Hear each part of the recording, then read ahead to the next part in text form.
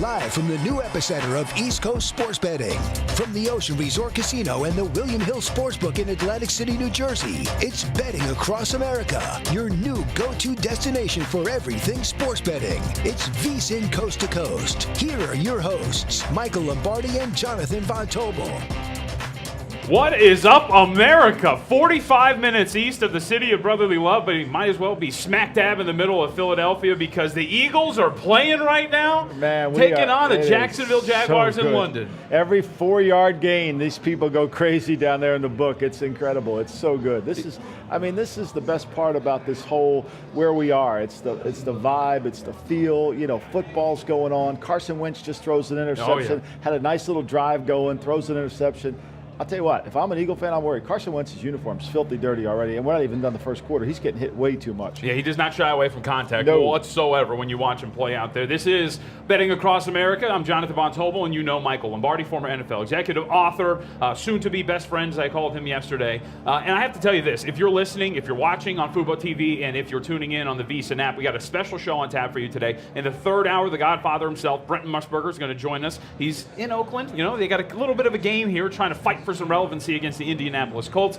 John Murray's going to check in from the Westgate as well. But throughout this entire show, because as you can see, the atmosphere here already, we have an Eagles game. They're taking on the Jaguars in London. We're going to keep track of everything in-game with the Eagles and the Jags. And let's start there before we get to what you missed while you were sleeping, because right now, this is the great thing about in-game wagering. So you mentioned Carson Wentz throws an interception in the end zone. The Eagles are now a 1.5-point favorite in-game. Total is about 38.5. So as we've seen these two teams trade possessions, you can see this if you're watching on Fubo TV, if you're watching on the VSiN app, some of the in-game odds courtesy of DraftKings. Right now, DraftKings has -1.5 at -114. You're laying $1.17 if you want to take the 1.5 for the Jacksonville Jaguars. But this is the magic of in-game wagering. Right. You can get good numbers if you want. If you didn't get in on the Eagles -3.5, well, guess what? You can get a better number if you want the Eagles -1.5. You still have faith they can pull this off. Now, look, I think you got to look at the long lens of this game, right? Mm-hmm. So Lane Johnson goes in the locker room right now. He's out. So Vaitai is the right tackle. We know Jason Peters, the left tackle, can't hold up. The Jaguars, JVT, have only had 5 turnovers created by their defense coming into this game. They already got 2 in the first quarter. Yep. They strip sack on Carson Wentz, leads to a field goal, and then the interception in the red zone leads to wherever our man Blake Bortles is going to take us. So, look, both teams, I think you can just see watching this game, there's a sense of desperation on both teams. Yeah, and if you're the Jacksonville offense, what you need, obviously we know about what's going on with Blake Bortles in his last few games, right? 55% completion, 2 touchdowns, 5 interceptions, and you can't settle for those field goals because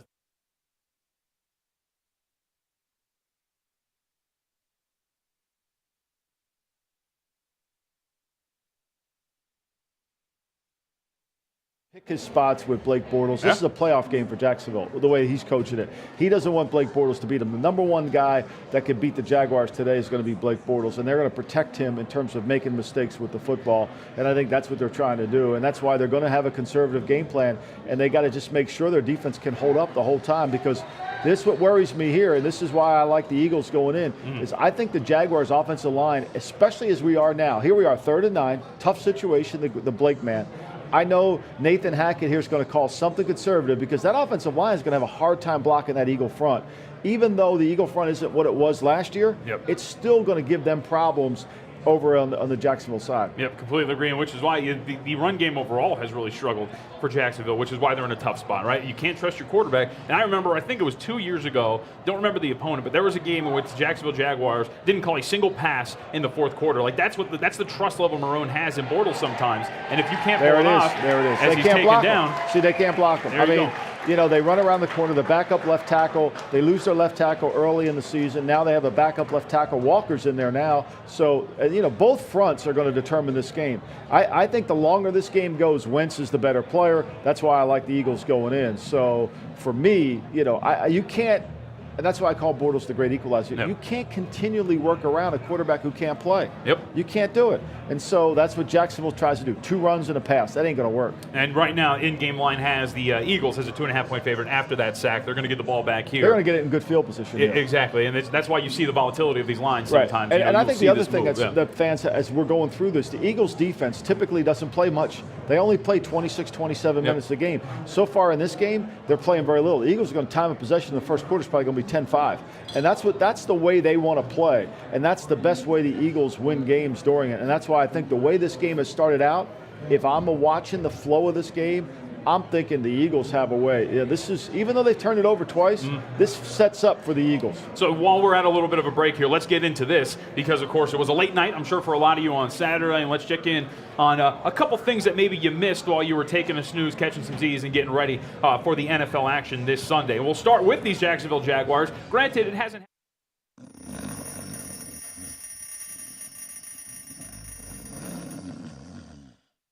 detained by Glendon police after a late, I guess call it what, Saturday morning over the pond? When you go on the road, when you have to go for an extended time, so there's always a curfew Saturday night before the game. Some teams will have a curfew Friday night before too. Sometimes that's hard. The players complain, but typically Friday at home, if you're a home game, you have no curfew with the players. Players go out. What they do is what they do. Here, these players were out. I think there's a misunderstanding about who bought the champagne, who did this. They got detained. 4 of the players, 3 of them are dressed tonight. Only Hayden, DJ Hayden, isn't playing, and he was hurt going into the game anyway. So I just by the demeanor of the way Jacksonville's playing today, I think this is a non-story. It's good for newspapers and all that. I think it's a non-story. And it came at a bad time, too. And you're right. The way they're playing like they have an actual mission. But you have the infighting. You have the fact that they're really struggling on offense. And it almost reminds me similar to the Seattle Seahawks. This empire fell apart, and you had these big exposés, these stories about how the Legion of Boom would try to hold this offense accountable for what they've been doing, and of course it kind of falls apart because they're not held to the same standard. And it seems like that dynamic's kind of showing up here with the Jacksonville Jags. Yeah, I think what's more alarming, if I'm a Jags fan, is the fact that Blake Bortles has had the ball twice and can't do anything, and the defense has created 2 turnovers. So that dissension that we talked about, the team meeting that Calais Campbell had this week, I think that's definitely going to be the factor here. All right, let's move on then to one of the bigger stories in terms of the line movements today. I am fascinated by one of these games in terms of where we're at this point, and that would be the Chicago Bears right now are up to a 9.5-point favorite in some shops around Las Vegas. They're taking on the New York Jets, and granted, I get it. The New York Jets, wide receiver, defensive back, they are riddled with injuries at this point. However, do you trust Mitch Trubisky, laying 9.5 points? And it looks like it might even reach 10 at some point today, Michael. And you didn't mention wind in Soldier Field. Gusty winds, 35 mile an hour. Now, my man Mitchell, he's inaccurate with the football when it's no wind. So today, with a lot of wind, it's going to be. I would be very reluctant to put my hard-earned dollars on Mitchell Trubisky in this game. Understand the spread. Look, the Jets, they've got to run the ball. Khalil Mack played last week. Even though he played, he was not healthy. You watch the tape, Khalil Mack wasn't Khalil Mack.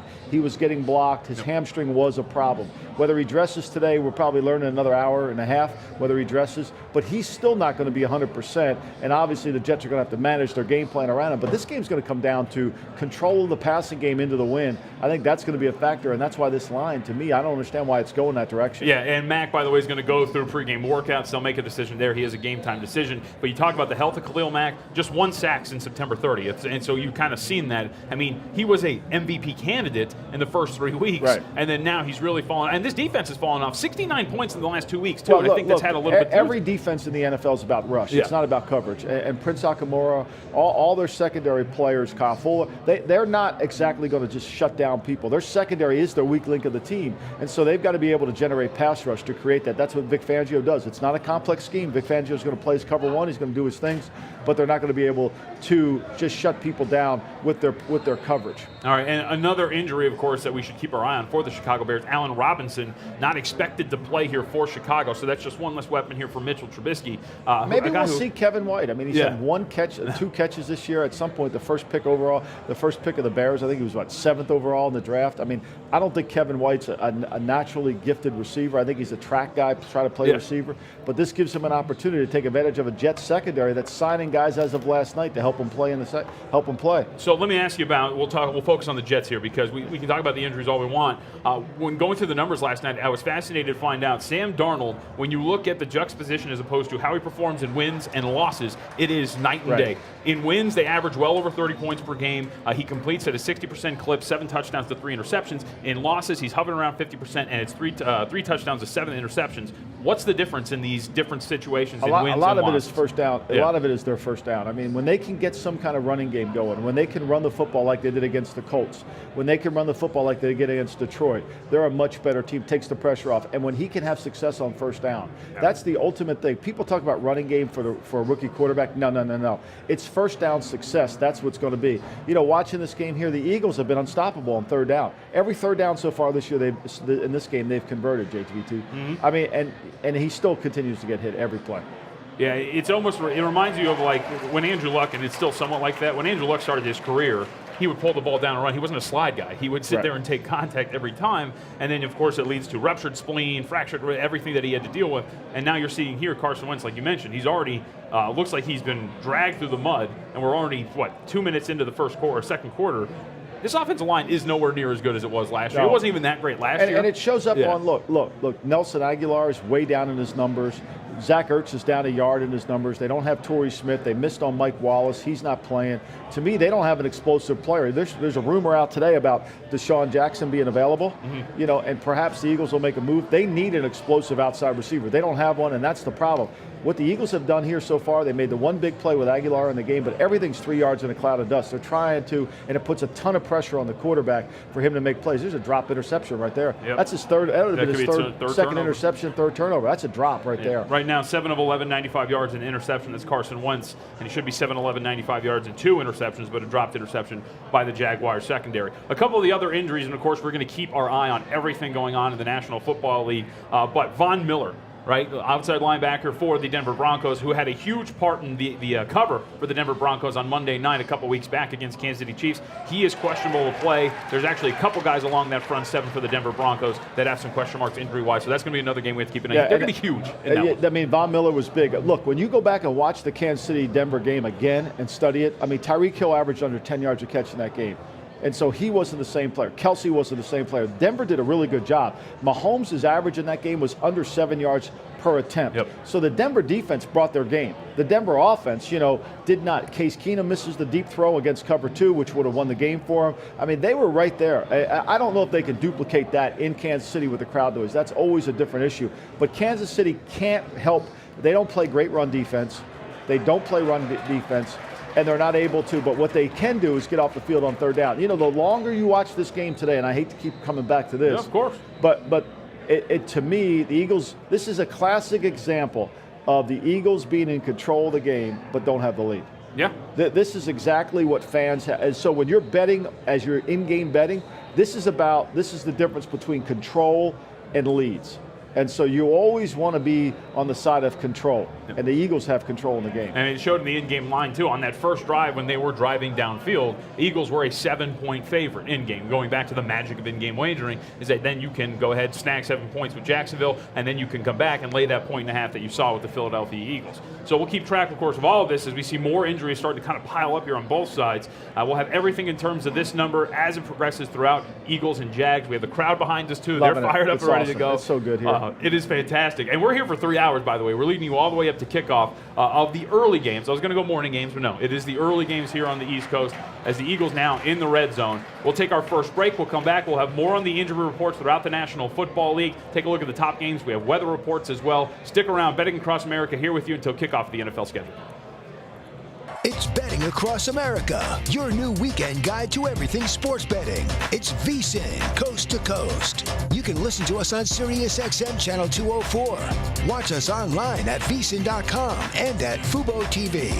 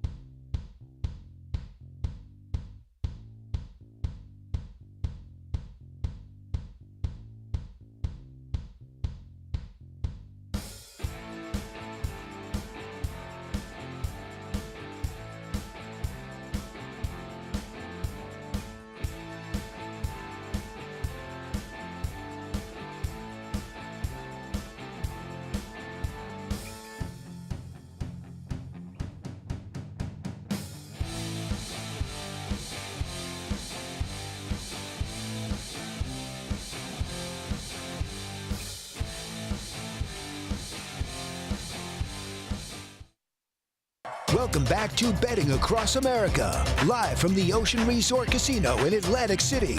If something happens in sports betting, we'll keep you informed. Now back to Michael Lombardi and Jonathan Von Tobel.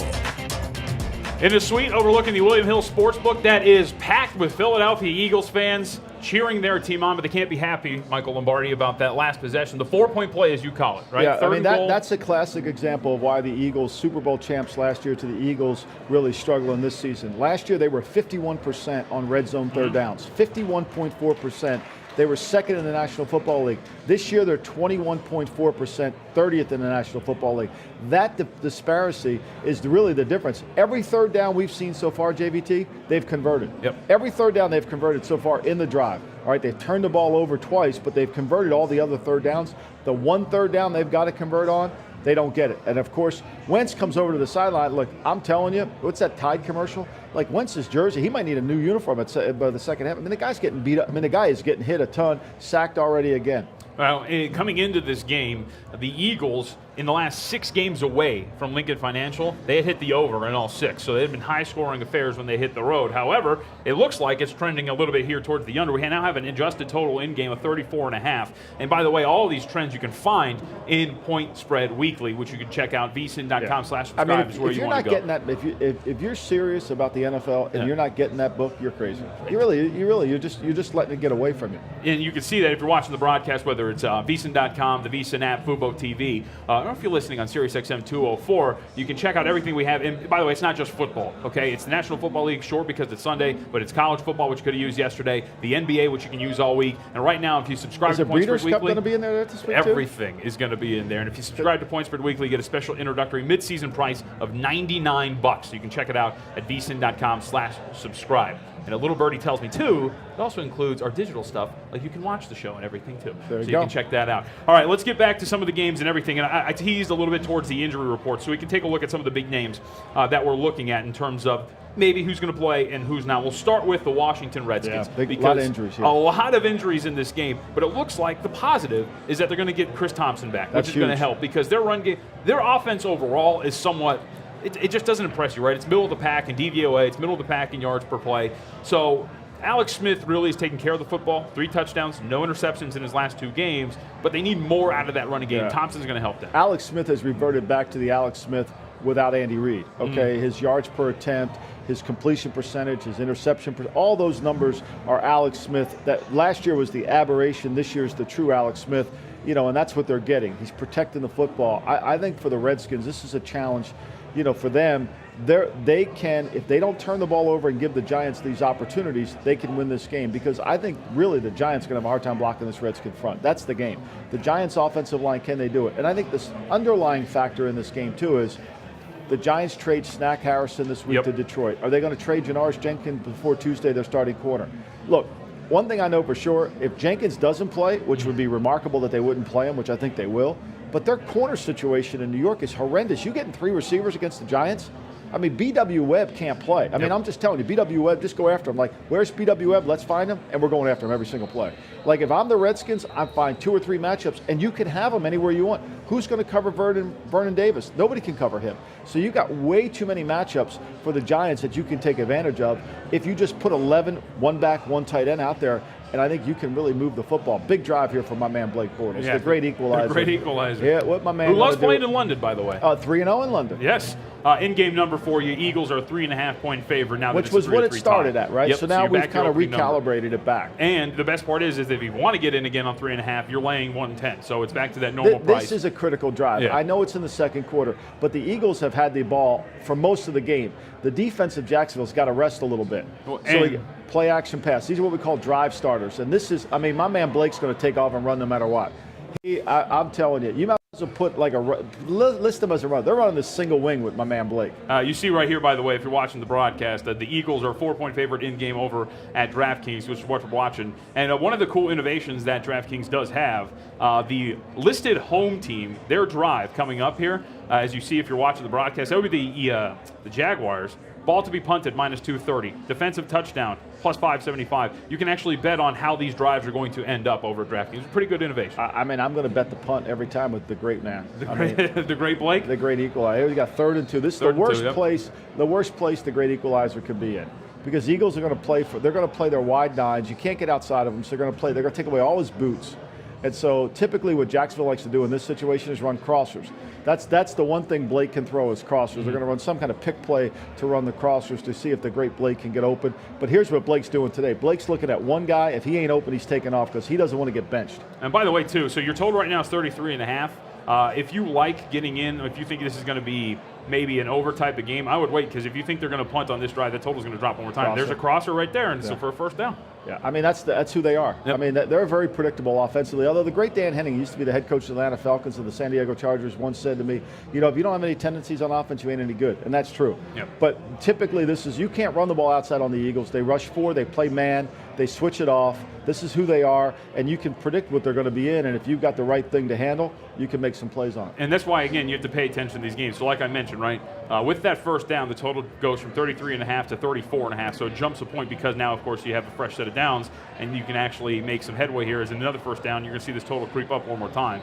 And that's why you have to watch and pay attention to some of these. You can really jump in. I think Jacksonville has to throw the ball on first down. I mean, this Jacksonville 2 runs and a pass ain't going to work against the Eagles. They got to throw the ball on first down. They got to take advantage of them, and they've got to be able to take the pressure off their offensive line. How do you take the pressure off your offensive line? Is you throw it on first down. The Rams have made a year out of this. They average over 11 yards passing on first down yards Rams per in Kansas City? Okay, Kansas City's remarkable. Kansas City averages 10 points in the first quarter, and the Arizona Cardinals average 11 for the entire game. So that's what we're talking about. Looks like we almost had a turnover there, but it looks like it's going to stay Jacksonville. That's why you hear the groans in the sports book, the thought of maybe we got a turnover. But no, you do not. So let's bring this back quickly as we're starting to get this drive and it's starting to bog down in the midfield. Wanted to bring this back to the Redskins and the Giants because you mentioned the injuries. You mentioned going wide. We didn't talk Eli. How can we talk this game without the great Eli Manning? Yeah, and that's the thing. So team has scored 20 points or fewer in 5 games this season, 3 of the last 4. That's the New York Giants. Can they do this against a team which, by the way, sneakily, the Washington Redskins top 10 in yards per play allowed. So defensively, I think they're actually decent. If you look at DVOA, it tells you another story. DVOA had the Miami Dolphins as the number 2 team. You and I have talked about that a couple times. I stop with that DVOA stuff. I mean, it changes every week. It does. It is very volatile. But I think the Washington Redskins defensively, other than that blow up against the Monday Night Football matchup against the Saints. That's a different element. When you're dealing with Sean Payton, the way he called plays and all that, I mean, that's a whole different element. The Redskins have to win with their front, right? The Redskins can't cover anybody. Josh Norman is getting paid a lot of money, but he doesn't cover anybody. They've got to win on the back end, okay? They got to win with the front. So Ryan Anderson, Ryan Kerrigan, the 2 Alabama guys, Allen and Payne, those guys have to win the game up front. That's where they've got to win the game with their defensive front against a giant offensive line that's not very good. Eli will have all his cover. He'll have all his quick passes in there. But once you get past those 3-step drop passes and he's got to hold the ball a little bit, now it becomes a problem. And that's what gets me at Washington. Adjusted sack rate is 6.2%. They rank in the 20s in terms of how they pressure quarterbacks. And that's got to improve in this game. Because if you can't take advantage of that line, and you let Eli Manning go 3 out, 3 out. Sack percentage to me is always not an indication of how you're able to do it.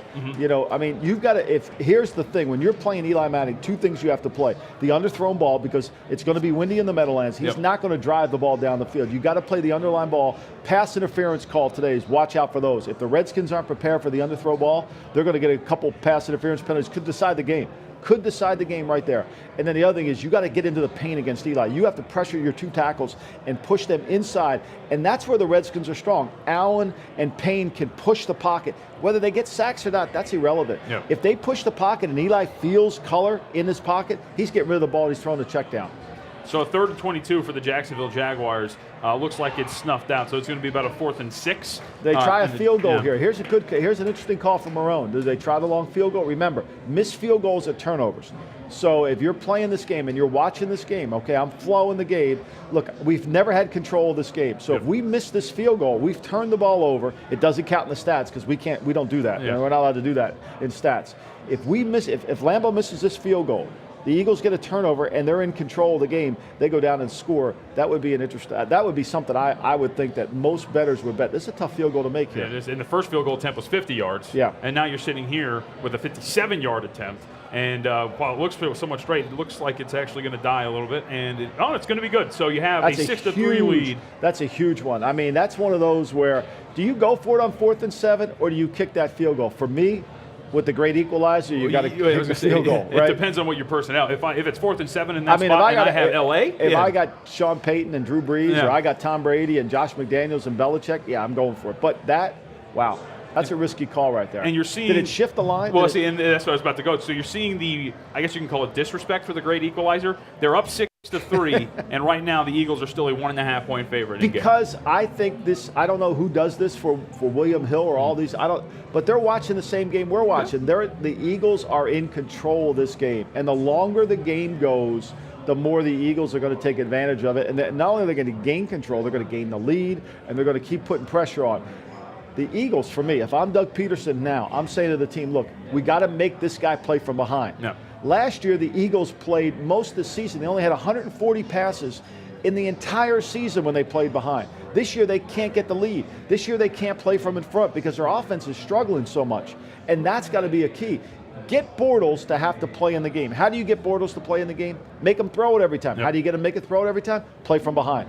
Make them play from behind. This is a critical drive for the Eagles. We got to go up 10-6 and make this guy play. Yeah, and this is a great opportunity, too, if you're following in-game, that you can maybe set up a middle. So if you have a ticket here on under 44.5, and then now the total's 34.5, you can go over there, and then boom, just like that, you set yourself up for an opportunity. I would not go to the under here because I think the Eagles are going to score points. I think they just have missed opportunity. I think they're going to get there, and I think Jacksonville will do – the Eagles' defense will give them yards and all that. So I do see it going over. I kind of get – when you're getting 10 points essentially at a discount. The closing total is 44.5. Your in-game total is 34.5. I think I might go there. So you can go over right now if you'd like, and maybe we can. I might go there. I mean, because I think people get lured into thinking it's 6-3. It's going to be a low-scoring game. No, these games are going to change a little bit. The Eagles' game plan so far, they're attacking the cover 3 scheme of the Jaguars. They run all the cover 3 beaters. They understand how to attack it, and I think they're going to keep doing it. All right. Well, they're at a break, so let's take a break here on Betting Across America. We have plenty left to go. Of course, we're here until kickoff. 1 p.m. Eastern is when we get off the air, and of course, we send it to Las Vegas for the Green Zone. Brent Musburger is going to join us actually in the 3rd hour. He's going to help us preview the Raiders game. John Murray is going to be on the show as well, so we can get all of the action over at the Westgate Superbook behind the counter. Take our break here on Betting Across America. Don't go anywhere. We are live from the Ocean Resort Casino in a suite overlooking the sportsbook. It is packed with Eagles fans. You don't want to go anywhere as this game gets tighter. It's Betting Across America, your new weekend guide to everything sports betting. It's VSiN, coast to coast. You can listen to us on SiriusXM Channel 204. Watch us online at VSiN.com and at Fubo TV.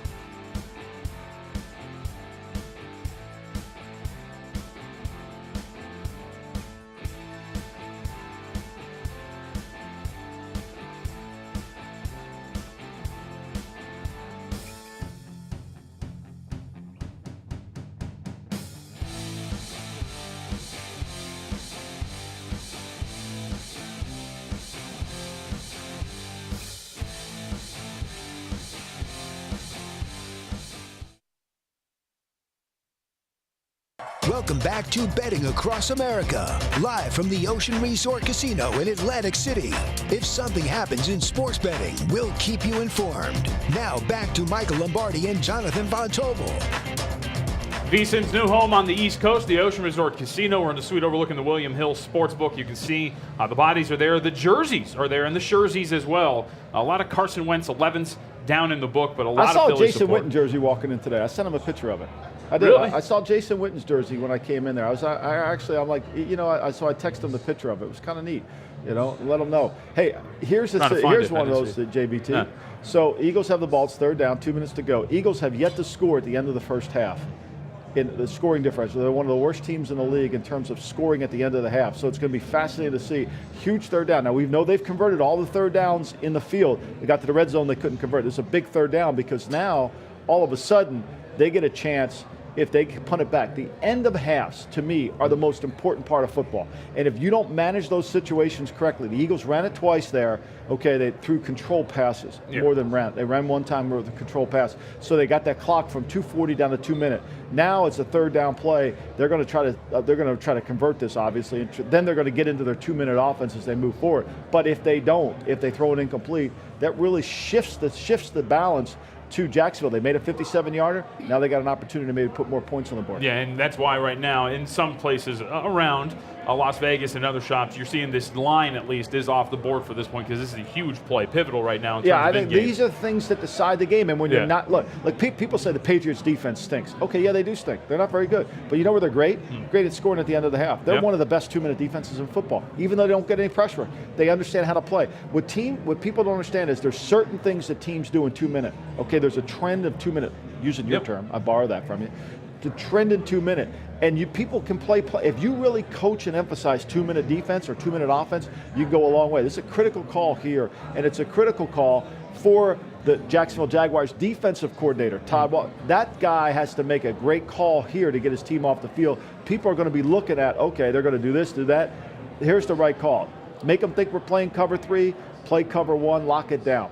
So before we get to the weather, let me ask you this. So you said that you thought that there were going to be more points scored in this one. Yeah. In-game total is 33.5. So I'm going to keep track of some of the wagers. So you want to go over 33.5, I'll go over 33. All right. So we'll keep track of that. So official play on the over 33.5 for Michael Lombardi on this in-game line for the Eagles, and you get looks like an incomplete pass. So they're going to punt this ball back. Great call there. See, this is where defensive coordinators don't get enough credit. Okay, that was a great call. He attacked the protections. He knows the Eagles' protections, right? So he understands it. He knows that Ertz is never staying in protection. He knows the center slid away. They brought 3 to the side. They had it killed. Great call right there. That's how he got it handled. So by doing that, all of a sudden now he's off the field. Defensive coordinators, when an offensive coordinator calls a touchdown pass, everybody, oh my God, it's a great call. Nobody says a great call when a defensive coordinator calls one, right? Nobody ever says it. That was a great call right there. So let me ask you, because you talked about this being a game where it's a classic example of a team that's completely in control but not actually capitalizing, right? That's Philadelphia. Absolutely. Eagles. Right now, the Jaguars are officially an in-game favorite, depending on where you look. a half point or a point and a half. So now at this point, right now, what are you expecting? Do you want to jump in on the Eagles where you can get them at +1, +1.5, or are you going to wait and see? Now, because this is where it gets tricky, right? Yeah. Because you wait and you see what the great equalizer can do, and if he gets a field goal, you're going to get even here's more what's going to happen with Philadelphia. I'm telling you what's going to happen.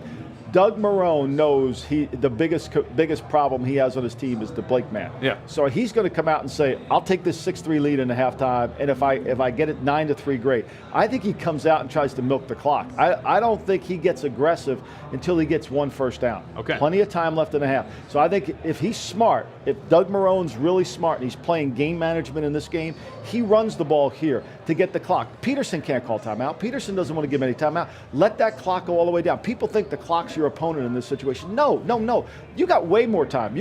Tom Brady he could score 3 times in this amount of time. Like, there's way more time. You run the ball here, get that clock running, let that 40-second go all the way down. You reduce the game to about a minute, and then you start your offense. You got to put the pressure on Peterson to have to make a decision. Do you want this ball back? Because if Peterson calls timeout, right? Yep. Now all of a sudden Marrone's saying, okay, this jerk's calling timeout. I got to do something about this, right? I got to figure I'm going to have to throw it. He's going to force me to throw it. He knows I'm bluffing, right? So I think that's going to be the interesting call. That's the dynamic within the game. So can I lock you in at +1.5 with Philly? Yeah, you can lock me. All right, there it is. Yeah, I think there's an end result here. I think we get, I think you got to play the long game out. All right. Got to play the long game. So far your in-game wagers, you got over 33.5, and you got Philly plus 1.5. All right. Yeah, I got to check with Millie on all this. I don't know if I married an accountant, so I don't know if I'm going to get any of this money. But anyway, that's all right. You can pay me back eventually. All right, let's take a look at some of the weather as we wait to see what exactly is going to happen with this drive at Jacksonville. Now we kind of mentioned this when we talked about it. And Khalil Mack, the ankle injury, he is going to be a game-time decision. The Jets and the Bears are going to go through a lot of inclement weather, mainly in terms of wind. Right. And Mitchell Trubisky, I know you call Blake Bortles a great equalizer. Mitchell Trubisky has looked like a small version. For him. I haven't come up with an look here. Mitchell can't control the football. Yeah. There's a YouTube video. You should watch it. If you're a Mitchell Trubisky fan, there's a YouTube video out there of him throwing. He could have thrown 7 interceptions against the Patriots last week.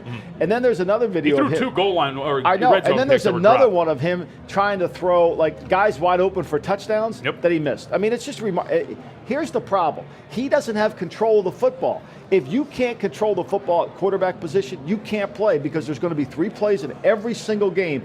You got to make a tight throw. The great Equalizers is back there. He's in shotgun now. Oh, they're swinging. Yeah, the back's offset. Remember, when the back's offset and he's tight to the quarterback, it's always pass. When you look at the Chicago game, by the way, an incomplete pass, so the clock stops, $1.40, and he took Peterson off the hook. I was going to say, and Peterson gets to save a timeout. It's a horrible call. The total has dropped in this Chicago game 4 points, so it opened up 46.5, and we're now sitting at about 41.5 or 41, depending on where you like to shop. So you're seeing the effect of this weather report. It has dropped all the way down. And wind's such a factor, and people say, well, I want the wind behind me. No, that's really the worst thing. I mean, ask golfers. Right? Golfers know when they hit the ball into the wind, it's a 2-club wind, a 3-club wind. They can play that. They have a hard time judging. There's it looks like there's a turnover here, and that's going to change everything. So now you look like a genius. You took 1.5 for the Philadelphia Eagles, and just like that, you're going to be in a situation here where the Eagles are going to be favored. Look, I don't know if that's a catch or not. I'll have to go back and watch it again. I'm sure we're going to get Dean Blandino in here to tell us what it is or not. So we'll have to figure this out. That's possession and control. That's possession, turn, football move. Yeah, that's a fumble. That's a fumble. Yep. And that's the risk that Marrone runs into, right? Teams turn the ball over 17 times. What did I say at the start of this drive? He wants to go in at halftime up 6-3. At the worst he wants to do, and now he turns the ball over, and the Eagles have a chance to come back on the field. And I got to tell you, too, so this, because it's going to be a short field, right? The Eagles can go here and score, and now going back to another one of your in-game wagers, over 33.5, you have a chance to get a touchdown on the board if the Eagles can actually capitalize. Can I bet that the Eagles can score here? Let's see. Let's take a look at what we have in other shops, because you can actually bet the result of drives, including will it be a punt, will it be a touchdown.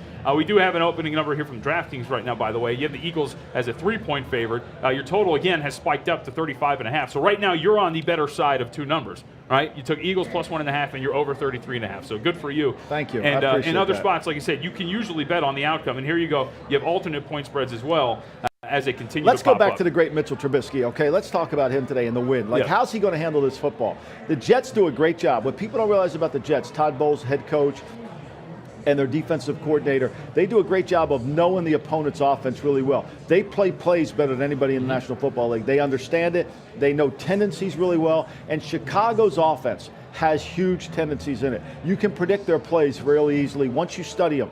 And I think they can do that. And I think that's what's going to create the problem. The problem is the Jets, do they have enough manpower in their secondary? Yeah. And what I was talking about before we started talking about the turnover, when the wind's behind you and you're throwing the ball and you don't have control of the football, you overthrow everything. Last week, Mitchell threw the ball out of bounds more than any quarterback I've ever seen. Like, there should be a stat for how many times you throw the ball out of bounds. Really, there should be. Because there's no chance to make the play on the ball out of bounds. So, to me, that's where this whole game's going to go. So what about other games that have weather? We'll call it weather watch here. Buccaneers and Bengals. That's going to be a win game there. A win game, too. And you have a guy in, let's just focus on Jameis Winston, who has been less than impressive. And even in this game against Cleveland, watching that overtime period where they're just trading turnovers in between the 40s was absolutely insane, and they get away with it with a long field goal.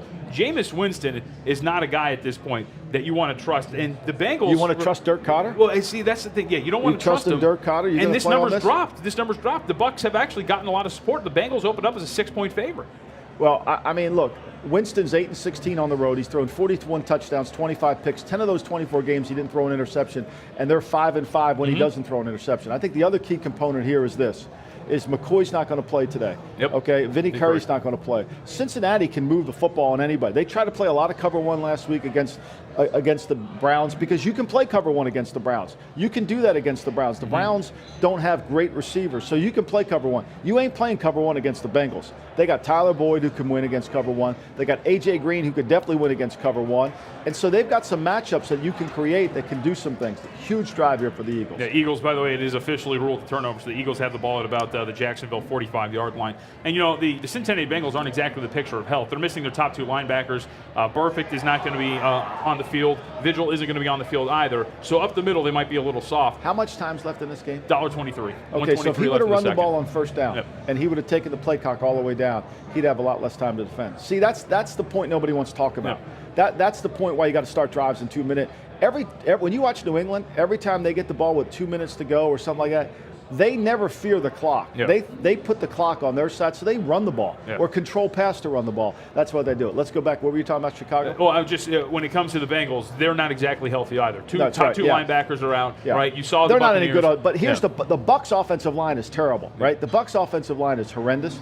So I think Cincinnati, Geno Atkins, Carlos Dunlap can get after them and really create some pressure. And the turnover machine, my man, Jameis Winston, I think you can do some things. Then today, I think this plays a huge factor. DeSean Watson wants to get traded, which tells you what's going on in their locker room. Like nobody's happy down there. That 2-0 start when everybody was happy, that nobody's happy down there at all. Yeah, and that's what when you look at this Bucs team, what I don't get is the fact that they're top 5 in terms of, right? They're top 5 in terms of yards per play on offense, and yet you look, and they're just not a team really because Jameis Winston is such a wild card. But I think that's why this number has dropped so much. Cincinnati opened up 6. It's now 3.5. And I think because you have a poor defense in a lot of metrics in terms of yards per play, DVOA, whatever you want to use, the Bengals are injured on top of that, and you have an offense that's top 5 in yards per play. I think that explains the line move, but it doesn't mean I'm all about it. Yeah. Now look, Wentz just ran for first down. If we would have run the ball on first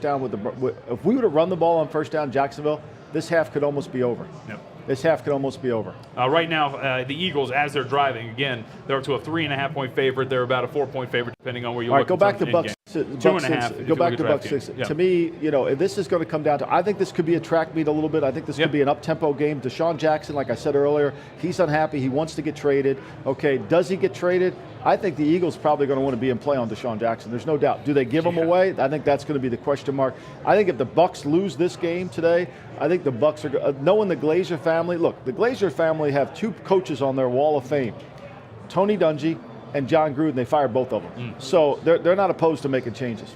Also, to your point of a track meet, total's been bet up in this Bengals game, 53.5 to about 55, depending on where you like to look. Redskins and Giants also. I know we opened up with that game, as it looks like the Eagles, and you can hear the crowd punches it in for a touchdown. I mean, look, it's too obvious, right? Yeah. This is the game. This is the NFL. This is the NFL we talk about. If you don't manage the end of the half, you lose games. You should have gone in at 10-6. You should have gone in 6-3 at the worst. Instead, you don't run the ball on first down. You turn the ball over, and then you can't stop them. And now the Eagles have life going into half. And to give the Eagles credit. I made money on that. I called that touchdown, right? So I get money on that? There you go, yes. If you bet on it in terms of, you can bet on how drives end. Pay up. Oh, don't worry, because you got other bets in action, so you never see. Yeah. You never know what's going to happen. But by the way, so right now, pending the extra point here, Eagles at one point were a 1.5-point dog, are now 5.5-point favorite heading into halftime with about 30 seconds left. And that's the other part about this. And by the way, shanked extra point. Oh, no, okay, he went through. Your total is up to 39.5. So we're approaching the opening total again. I have it at 33, right? Oh, you got over 33.5. I mean, look, this is fun. I mean, this is really good. This is the way it should be. I mean, this is really, to me, once America gets a grasp of this. Oh yeah. Okay, then those TV people that are doing the games and they start talking about, the guys, what they do during the week, they're going to be muted. They're going to be muted because unless somebody's giving them information like we give them here, they're not going to listen, which is good for us. I mean, the guys in the booth have to update they just have to update the spread in general at the end of games. I mean, we got to get it. We got to get into that. It's the comical. We talk about the inactive list, but then we don't talk about the spread. I mean, to me, we talk out of both sides of our mouth. I mean, we have Lamar Hunt used to complain at the NFL when he owned the Chiefs.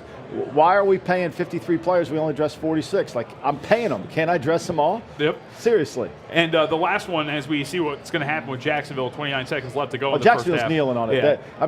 They got the white flag. They're going to halftime 10-6. Lick their wounds a little bit here. Yeah, they think everything's okay. That's where we are. Browns and Steelers. Steelers is also going to be on the weather watch here. Rain, really the question, especially in the second half. Are you expecting second half showers in this contest? Yeah, and I think, we didn't talk about it because this Eagle game we kind of got our attention, but this is rematch weekend in the NFL. So what fans have to understand a little bit is about you play a team opening day of the season, right? You have no idea really what they have in store for you, and then you come back and you play them the second time. You kind of know how they want to attack you. The Browns secondary, to me, is not very good at corner. Look, I think Denzel Ward's a really good player. Travis Curry's not a very good player. E.J. Gaines is out today. That hurts him. I think Roethlisberger with the week off. We're not talking about Le'Veon Bell coming in. Le'Veon Bell will come in next week after the trading deadline. He'll sign his contract. He'll get his money because then he knows he's not being traded, so they can't trade him. And I think that. I think the Steelers will get their offense going. Remember in the first game, the Steelers had 6 sacks. And this Browns offensive line, they're 29th in the league or 31st in the league in sacks. There goes the Blake man. They actually tried to get something going there, and now it looks like they're going to run the clock down. This is going to, the longer this game goes, the Eagles take advantage of it. Remember, it's control and lead. The Eagles have control, they have the lead. The Steelers, by the way, what they can take advantage of as well, because James Conner, I think, has done a tremendous job filling in for Le'Veon Bell. The Cleveland Browns are one of the worst rush defenses in the National Football League. Over the last 3 games, it's gotten even worse, giving up over 5 yards per carry and 150 yards on the ground per game. And I think if you study Mayfield lately, I think Mayfield's taken a lot of hits. Yeah. And so quarterbacks are like boxers, right? So they come out, my day there used to be 15 rounds. Now we don't have 15 rounds, we have 12 rounds. So quarterbacks are like boxers, and boxers rounds 1 through 3, 4, they're not getting hit as much, they're okay. But once the continual pounding of the rounds, as we go later into the fight, that starts to wear and tear on you. And I think that's what's happening to Mayfield. He's gotten hit quite a bit. His interceptions, he's had 5 interceptions in the last 4 games. They really can't make explosive plays. If the Steelers take away Jarvis Landry and force the ball to Higgins or somebody else. Callaway was out late at night the other night speeding. I mean, the Callaway's always going to be inconsistent. I don't know how you can count on him. I mean, John Dorsey, the general manager of the Browns, has had a career being able to take guys with some off-the-field character and succeeded with them. I mean, Tyreek Hill being an example, Travis Kelce being an example. He hit the lottery with those guys, but sometimes you don't always hit the lottery with it. And I think that shows up. Browns receivers not very good. I think that becomes a problem. Well, and then we'll have to get into more of this throughout the show, because then, of course, you have the infighting. Hugh Jackson, Todd Haley, what's happening? That's a complete joke. I want to know. I think there's a documentary that's in play. We should do it. VSiN should do it. What does Hugh Jackson do Monday through Friday? Like, what does he do? Like, he's complaining all the time. Like, what do you do, Hugh? Like, if you don't like the offense, go in there on Tuesday afternoon and say, hey, look, I don't like it. Yeah. He's in control. He keeps saying he's the head coach. He's going to remind us he's the head coach. Yeah, exactly. But when it comes to decisions, maybe not. All right, we'll take a break. We'll come back. Of course, we'll have the halftime line for you, halftime total. It is at the break right now. The Eagles are up 10-6 over the Jacksonville Jaguars. We've got a happy crowd behind us for right now. We'll see how this game wraps up. Halftime numbers coming at you next here on Betting Across America. It's Betting Across America, your new weekend guide to everything sports betting. It's VSiN, coast to coast. You can listen to us on SiriusXM Channel 204. Watch us online at VSiN.com and at Fubo TV.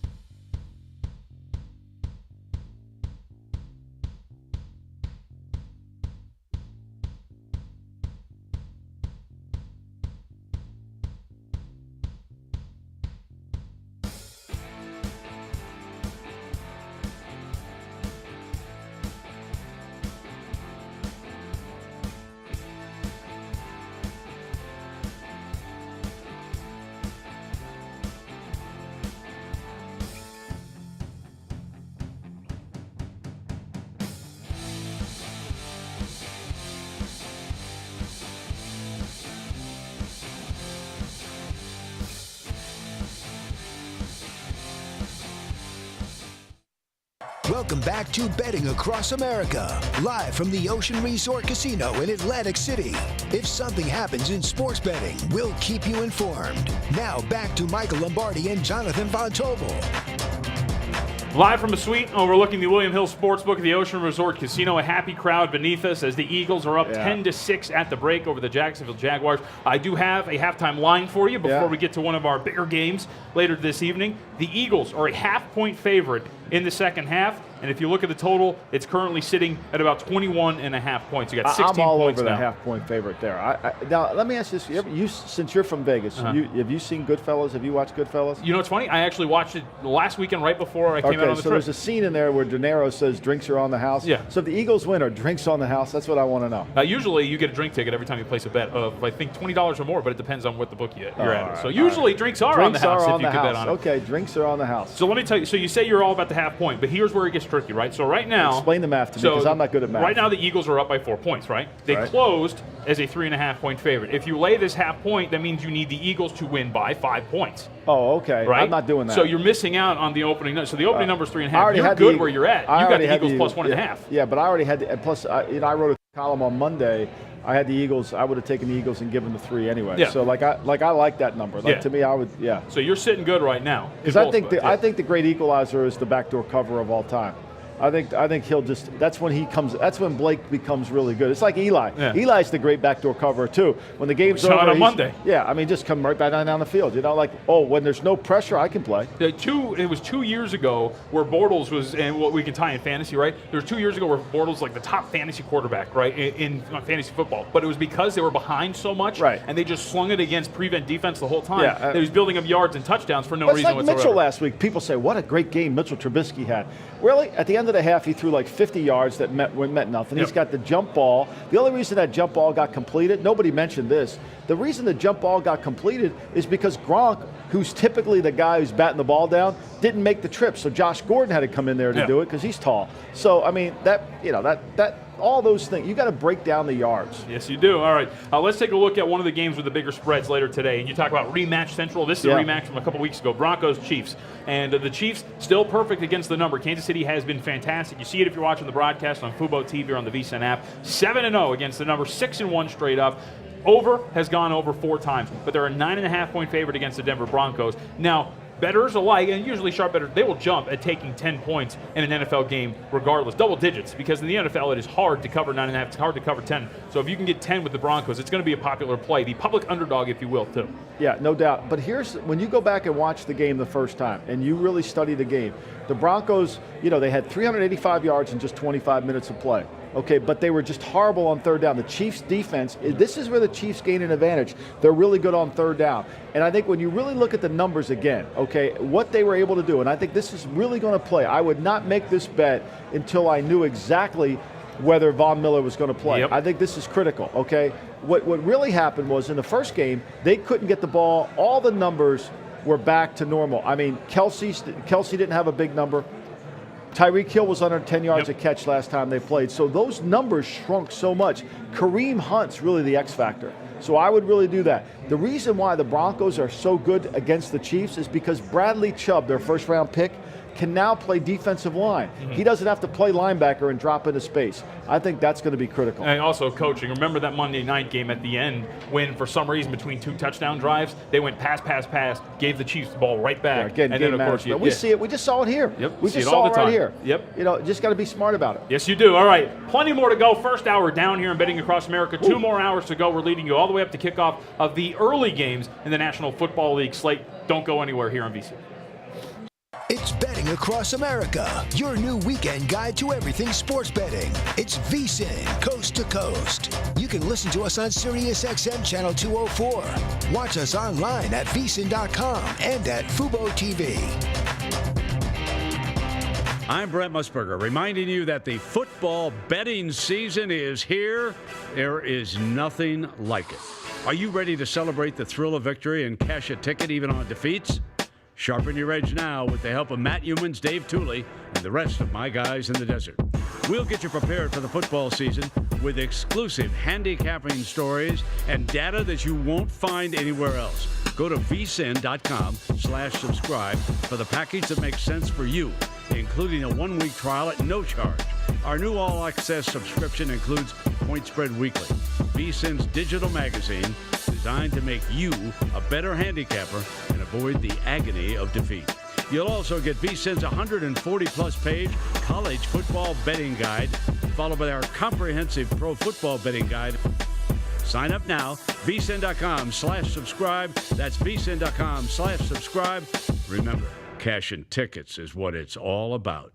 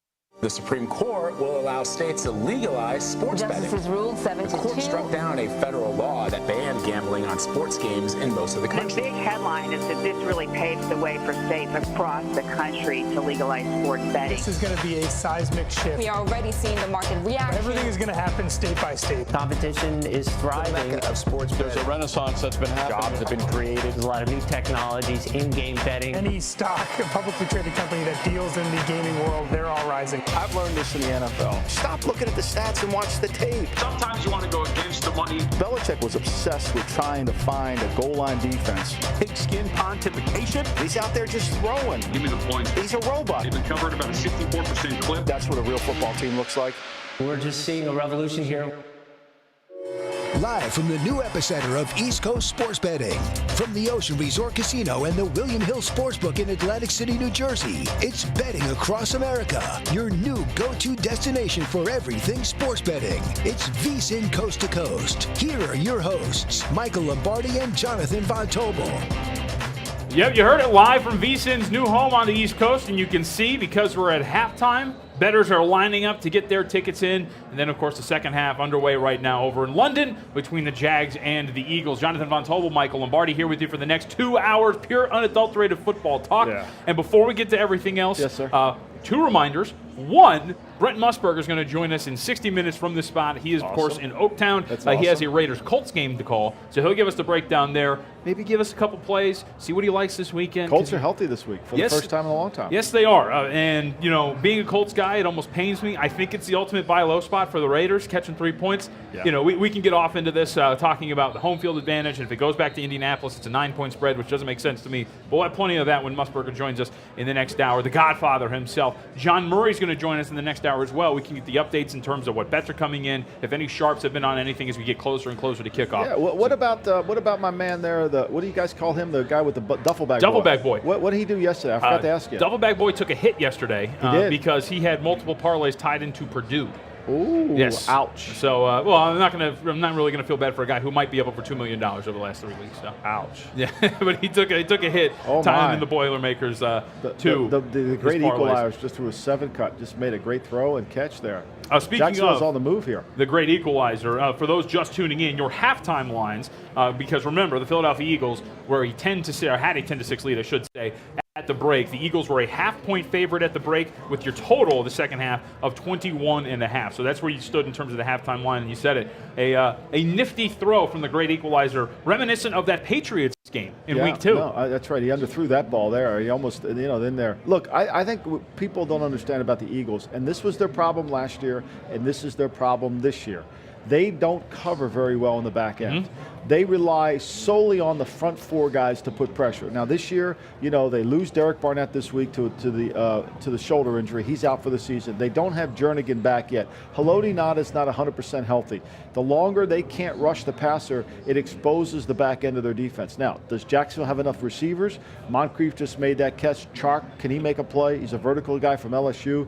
Really doesn't change direction very well. They've got to find a way to make plays down the field in this game. Cole had the key drop turnover, so that's going to be critical. But I think that's the play here. If they can get time to throw the ball, even the great equalizer Blake Bortles can make a play. Yes, he can. All right, and that has adjusted the line slightly. Your total's 37.5, minus 3.5 is what the Philadelphia Eagles are. But you also have in-game money lines too. We should mention you're laying 210 with Philadelphia if you just want to bet them to win the game outright. So let's take a look. This is a game that you and I, when we were talking this morning, we both pointed at this one like we like the same side here. So we can sit back and forth and agree with one another for a couple minutes. Well, I think that there's what I've noticed doing the show with you is there's an overreaction to the week before. Mm-hmm. There's always that. And when you're in the NFL, there's never an overreaction to the week before. There's always an evaluation of the matchup. Yeah. So the week before has nothing to do with it. It's the matchup, how it plays. And so it's really, when you're in the NFL, you're looking ahead. When you're a bettor, you're always looking behind. Purdue, Duffelback boys saw Purdue play really good against Ohio State, so he put all his money. That's a classic example of looking behind. And that's why we have to talk. I'm not making fun of Duffelback boys because I wish I could be ahead $2 billion. Well, and think about it, and that's what you talk about looking at the whole picture essentially, right? Purdue played well against Ohio State, but what did I bring up to you yesterday? It was a letdown spot for them, having to go on the road after upsetting Ohio State, and it's exactly what happened. And you lose to a backup quarterback who had nobody to throw to. Lombardi too, by the way. I mean, that was So there, I think so. This week, Seattle, people see Detroit, playing so well in Miami. They covered 5 straight, by the way, too. Right, and Miami's not any good. I mean, I know that they were DVOA second in the league in week 2 of the season, and I know that. All right, but the reality of it is they're not any good. I think Seattle's much better. Seattle's been improving on third down offense and on third down defense. They have the bye week. Paul Allen passes away. There's an internal motivation. The Earl Thomas thing no longer hangs around them. Russell Wilson can play really well. Detroit's all zone. Detroit's not going to get in a man-to-man game. Mm-hmm. Russell's going to be able to figure it out. Now, who's going off the field here for the Eagles? Oh, Mills. Is that Jalen Mills? Yeah. Yeah, Jalen Mills. There's one less guy. Sidney Jones, their second-round pick from a year ago, didn't play. This game's all going to be decided by the Eagles front. It's all going to be decided by the Eagles front. As it usually is with Philadelphia. As it usually is with Philadelphia. Moncrief's behind the defense, and of course the equalizer. Can't find him. Yeah, threw it so he couldn't even make a play on the ball. Going back, Seattle. Yeah. So I like Seattle. I think Seattle will put pressure on them. I think Seattle can rush the passer a little bit. I think Frank Clark coming back to Michigan can rush the passer, puts him on Stafford. And I think, to me, this could be a little bit of a higher scoring game. I just like Seattle. I think Seattle's a better team, and they're getting better every week. Yeah, they're getting better, and the key word, they're getting healthier, right? You can get KJ Wright back at linebacker, so you could have Wagner, you can have your linebacking core intact when you take on the Detroit Lions. And by the way, so let's just use, we talk about all these metrics, like yard per play, DVO, Did you see that throw by Blake Bortles? Yeah, it was kind of in the dirt at the knees. And I just don't understand. Like that's an easy throw. Yep. Like pitch and catch, bro. Like that's all we got to do is throw it. Yep. The guy's wide open. They ran spacing.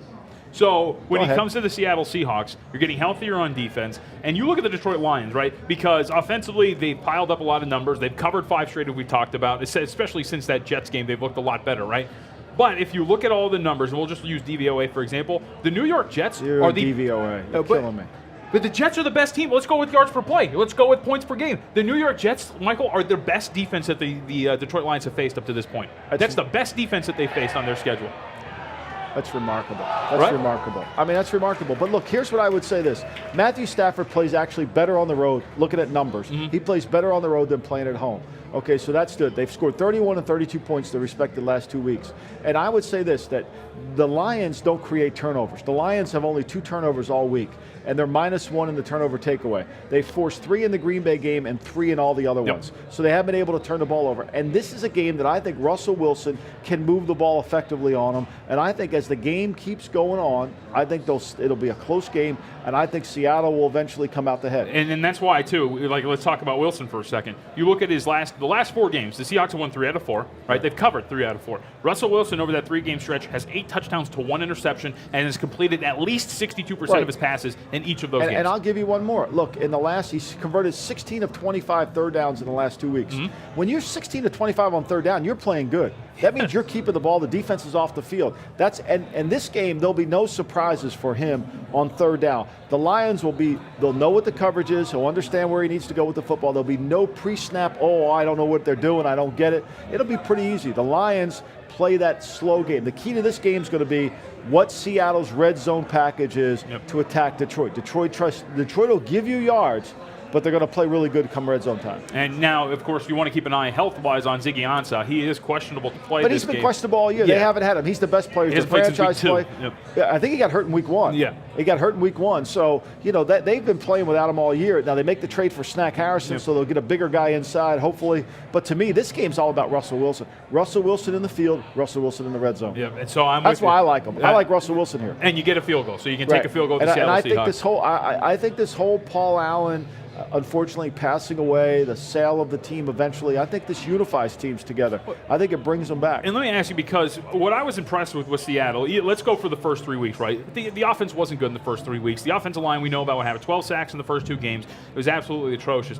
This defense has been forcing turnovers. They're a top 3 team in terms of takeaways per game. And I think you got to give Carroll and this staff credit for piecing together this team where everyone thought Legion of Boom's done, everyone's gone, Chancellor, Sherman, everybody lives in the past. Right? Look, if you study Pete Carroll and you really understand what he's all about, there's only one thing that he cares about, the ball.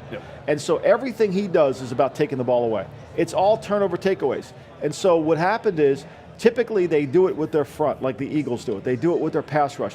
They haven't been great up front. They're not the same team as they were when Legion of Boom. It's never been about their secondary. It's always about their front. And they're doing a really good job of controlling the back end. They're playing much better back there, and their front's playing better. Even though they don't have a great front, they don't have a great 3 technique that they rely on, they're playing much better there. All right, so let's bring this back to in-game, because I want to get your opinion on something. Maybe we can get. So eventually we'll get you back in on this. So you would think that, so right now you have Eagles plus 1.5, minus 110. You got over the 33.5. So you'd think you're done, right? You got the Eagles. We're getting to the point, and it's going to be eventual here. The Eagles are now a 4.5-point favorite in game. You're laying $1.30. They're getting the ball back at this point. You see the numbers here, 4.5 as well. You're laying $1.14 or so over at DraftKings with Philly. This is where you're getting the point where now you can come back, not now, but if the Eagles score, let's say they score on this drive right here, right, and you can make this a 17-6 game, then you're going to start to get a big number on the Jacksonville Jaguars, and you can come back and take something like a 8.5, a 9.5 if it starts to get out of hand. This is a critical part here. So this is a great situation to understand, okay? So most teams, when they're backed up inside their own 10-yard line, have a very small menu of offense. Okay, they have a very small menu. They don't want to take risk with it. They want to do certain things. They're going to run the ball. They throw 9 routes until it gets to third down. And so this is a 3-point area for the defense. Because if you do a good job of preparing your team in this situation, you can force them to punt from their own end zone, and you could steal 3 points. So this is a critical part of the game that you've got to be able to understand. Classic call for the Eagles, bootleg. Throw it back across the field. I'll tell you one thing about Wentz. When you study Wentz on tape, because of the injury, he has really not, the ball tends to sail on him. I'm not sure he's got his lower body underneath him all the time. The ball tends to sail on him, and he wears that sleeve all the time. I'm not sure he does. I'm not sure that his arm doesn't have tendonitis at times in it, but his ball sails way more than it did last year. And I think it's because of the knee, not because I think he doesn't lack talent. I think he's one of the great players in the league. So essentially, there's another hit on him. Another hit on him. Yep. Another hit on him. How'd that feel? Now here's a big call, 3rd down. This essentially is a 3-point call here. Yep. Because we can get the ball back if you're Jacksonville. We can get the ball back in field position to kick a field goal. And you see it there in their wins, 50% conversion on 3rd down, 29% in losses. So this has been the key thing for them. Right, and this is where you've got to make the great call. Right now, your total sitting 37.5 as we wait for a 3rd and 9 call for the Philadelphia Eagles. And the Eagles are 4.5-point favorite. How big is it when you have, in the second half, you blow a timeout there early in the 3rd quarter, 12 minutes left to go? It's horrible. I mean, look, you got it. Look, again, you went into this with a small menu. You know you don't want to do a lot of things, but those timeouts are critical. Those timeouts, especially in close games, they're critical. And when you're backed up, that's like people say sacks. There should be a giant graph we give people to understand when a quarterback can't take a sack. And when we can't, like, if you move the ball half the distance back there, let the clock run out, it's really not going to be a killer, okay? It's not going to be a killer. Is the timeout worth 3 yards? I don't think it is. I think there's a perfect example of just let the clock go. We'll move it back 3 yards, and we still have our timeout. Like, to me, that's a percentage that you should play because it's only going back 2.5 yards. It's half the distance, right? Yep, and your 3rd and 9 play is good for a 1st down. You can hear the crowd pretty jovial about that one. And so, as you see, this has been the Eagles' game here. I mean, Yep. this has been all about the Eagles. They had 200 yards at the half. My man Blake Bortles has got 50 yards at the half. It's been a lopsided game in terms of yards. It's a closer game, but like I've said all along, the Eagles have control of the game, and I think that's why. Yeah, right now, in game now, because of that 1st down, it's 5.5, and that's how quick these things move. This is fascinating. This is great. I mean, this is the more America gets used to this is going to be a lot of fun. I'm going to get you to come back on the Jaguars, but by the time we get to the end of the game, you're going to come back and take plus price with Jacksonville. Plus money. I don't know if I'm ever going to. You're not getting me with plus Blake the points. Bortles. There's no way you're getting me with Blake Bortles. No really? way. Even if they're catching double digits? All right. Well, let's take a look. We're going to take a break. We'll come back. We're going to take a look at some of the bigger spreads. We already looked a little bit about the Kansas City Chiefs and the Denver Broncos. We got to talk about the Cardinals and the 49ers. Yeah, the Cardinals and the 49ers is a low-key fascinating game for a lot of people. Game. And on top of that, Aaron Rodgers was the biggest dog he has ever been in his career, but he is now the role of the public underdog. People love the Green Bay Packers, so we have to update that line because I got to tell you right now, we're already starting to see 7.5s pop up on this game from 9.5 to 7.5. So we're going to update some of the bigger spreads. We'll take a look at the NFC West matchup as well. That's coming up next year on Betting Across America live from Atlantic City. It's Betting Across America, your new weekend guide to everything sports betting. It's VSiN, coast to coast. You can listen to us on SiriusXM Channel 204. Watch us online at VSiN.com and at Fubo TV.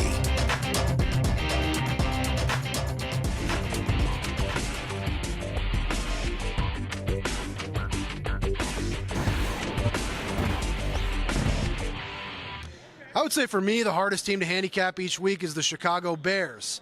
Sometimes they look like world beaters, especially in that great win they had over the Tampa Bay Buccaneers. Mitchell Trubisky threw for 6 touchdowns in that game. They also had a very impressive performance against the Green Bay Packers. I know they lost the game, but they easily covered. They should have won. And then other weeks, they've really looked like the team they were last year, a losing team. Most notably, they let down the book on Sunday against the New England Patriots. Trubisky could have thrown 2, 3, 4 interceptions in that game. He was very erratic. You don't know what you're going to get from Trubisky week in and week out. You don't know what you're going to get from that defense sometimes either. Philadelphia Eagles, they're just 3-4, 1-2 on the road, 2-2 at home. But the teams they've beaten so far, the Colts, the Giants, and the Falcons, they all have one thing in common: losing records. They haven't beaten anybody really good yet. The teams they've lost to are Tampa, Tennessee, Carolina, and Minnesota, and 2 of those losses have come at home. So I think through the first 7 weeks, they're a really tough team to handicap. The Dallas Cowboys have been the toughest team to handicap in the NFL. Week in, week out, it is a different team that seems to show up on the playing field. Plus the inconsistencies of the running game and the quarterback, injuries to the offensive line, defensive injuries to their team captain, Sean Lee, and coaching, which definitely is changed up each and every week by Jason Garrett, has made the Dallas Cowboys definitely the toughest team to handicap in the NFL this season so far.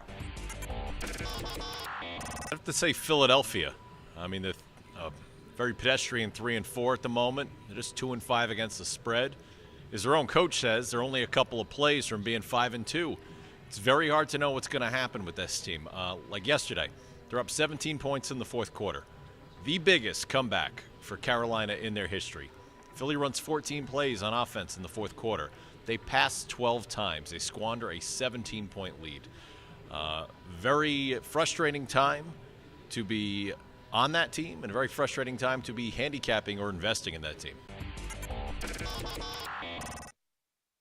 Welcome back to Betting Across America, live from the Ocean Resort Casino in Atlantic City. If something happens in sports betting, we'll keep you informed. Now back to Michael Lombardi and Jonathan Von Tobel.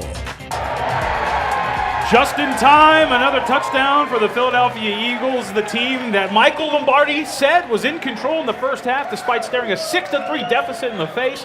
It's now up 16-6 with the extra point pending. And now, I'm telling you, this is where we're getting into the territory. Maybe one more scoring drive here. The Jags are now a 9.5-point underdog. If they punt, give the ball up, and the Eagles score again, you're going to get well into the double digits with Jacksonville. Yeah, Eagles are going to keep trying to score, too. That's the other thing. The Eagles are in rhythm. Look, the Eagles are 7 for 9 in this game on third down. Yep. Wentz has been remarkable on third down.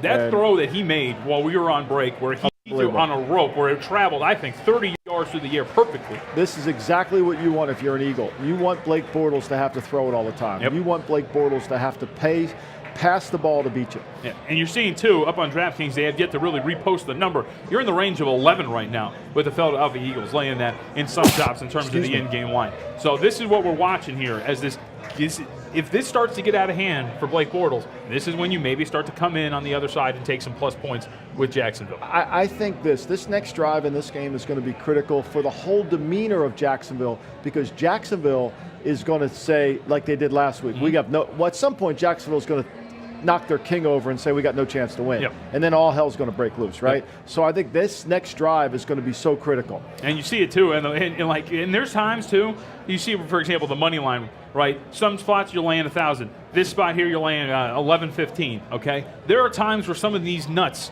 will go in and they'll see it because it's value, right? You can lock this in. I'm going to go throw $1,000 in because I know the Eagles are going to win just to get 100 back. There's crazy people who do it. They'll do it all the time. But you see in there, that's the adjusted money line, and a lot of these books and outlets like William Hill will keep doing it. And right now, 10.5 is the in-game line. And let's talk about this too, because you, my friend, have over 33.5, and your total right now is 40.5. So now at some point, because if you have to set up a middle, right, for example, if you went under 44.5 before the game started, you went over 33.5 right at the beginning of that game. Now you need scoring to slow down a little bit because you want to stay within that point total. Oh, I have to be in that point. No. If you had a middle, you don't. You just have over 33.5. Right, you're good to go. I'm happy. I'm really happy in my position. I can tell you that. But I like that. For one of our esteemed backers here in the studio, maybe there's a middle set up, and then now you have to sit here. No, I feel you. Maybe you want to relax. Just get over the 33.5 and then chill out. But we have plenty more to go. Right now, again, you're laying 10.5 points with the Philadelphia Eagles, and the total is 40.5. And that's why you see some of these overreactions. You don't like you were talking about. You don't want to overreact to what you're watching here. Watch the nuances of the game. Right, watch the game. Because when you saw 6-3, people are thinking, oh, it's a dead under. No. When you have overreaction, 33.5, Eagles, they haven't stopped the Eagles really all day. No, they've been in control this entire time. I don't even remember the Eagles punting. So I don't think this is a game that's it's because it's been turnovers, really, that's given it back to Jacksonville. Yeah. You're completely correct. All right, now we promised you that we're going to take a look at some of the bigger spreads here in the National Football League, and let's take a look at Aaron Rodgers. Right. The man himself was a 9.5-point dog, the biggest in his career. Now we're starting to see this, and this is what we call the public underdog, because everybody and their mother right now is on the Green Bay Packers. It's lopsided action over at the Westgate Superbook, and you see it here, the Rams over the South Point, an 8-point favorite, total of 57.5. They went from 9.5. It is now starting to show up as 7.5 in spots like Caesars and like the Westgate Superbook.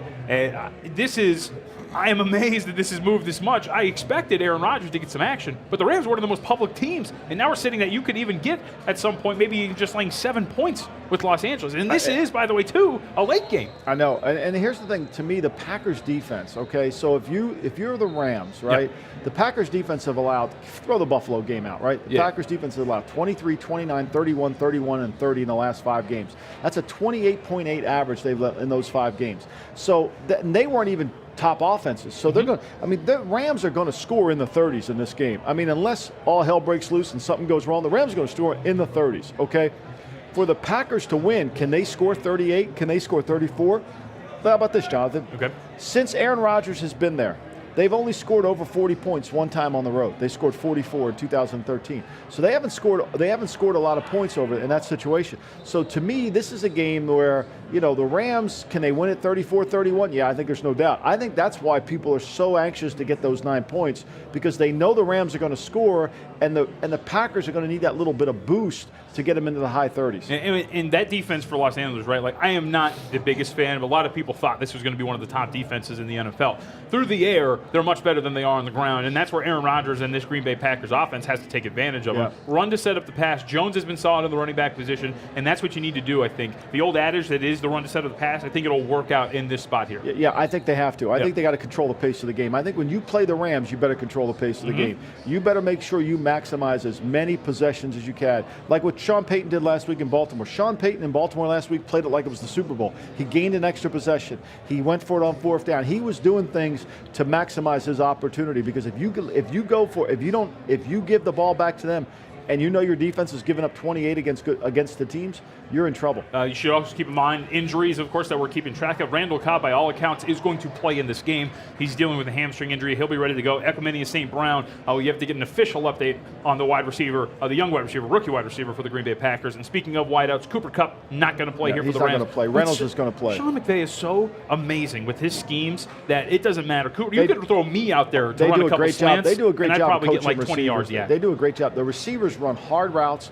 They raw run. They do a great job of coaching receivers. They get more. Look, when they signed Robert Woods, I didn't think that was a great signing. You know, and Brandon Cooks wasn't. He's better. Both those players are better for the Rams. Here's a big 3rd down for the Jacksonville Jaguars. Yeah, 3rd and 2 here at midfield for the great equalizer, as you call him, Blake Bortles, is going to go deep and find his guy. Almost overthrew him, but you're going to get I think they're going to be in the red zone here, the Jacksonville Jaguars. Yeah, just keep scoring. They're going to help my over. Well, it's going to help your over. And again, this is what we talked about, and they have to stop Philadelphia.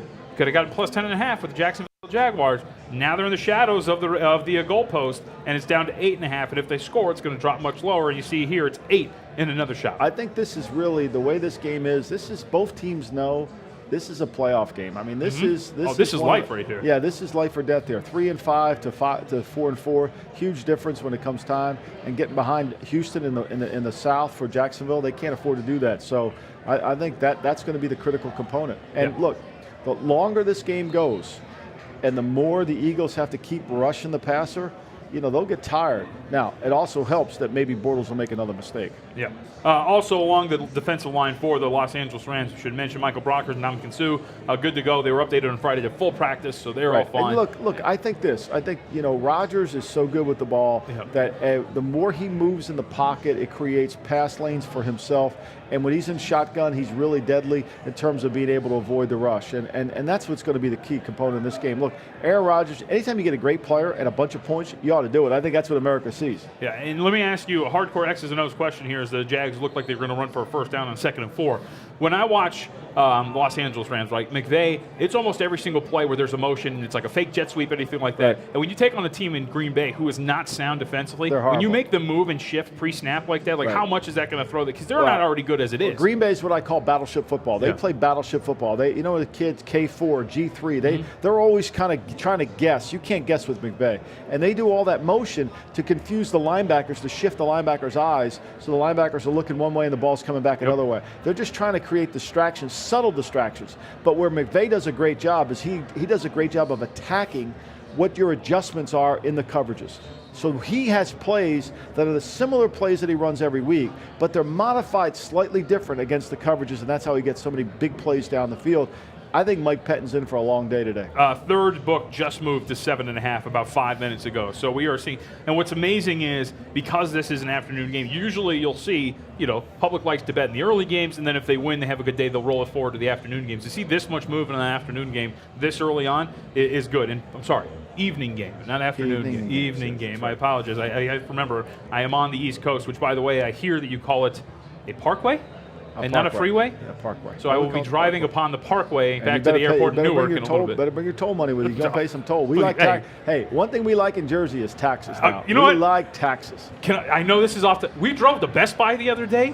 We had just to drive on a small street. We had to get the Easy Pass. Yeah, this is no madness. doubt. I got to pay just to drive. Hey, look, you're in Jersey, bro. You're in Jersey. Look, we like to chart. We tax people. Yeah, I you can know, tell. we like to tax. That's how the mafia got the tax. It's the same thing. You know, you do something wrong with the mob, they're going to tax you. It's the same thing. We learned it right here in Jersey. It's absolute madness. It's like if I turn right on Flamingo, which is a street in Las Vegas, right? I They don't have to tax pay you. 75 you don't have state cents. income tax, you see? That's right. We love it. Okay. All right, we got plenty more to go. This is obviously the in-game line for those of you listening and watching on Fubo TV, VSiN app, or, of course, the VSiN website. It's 2nd and 10, 17-6.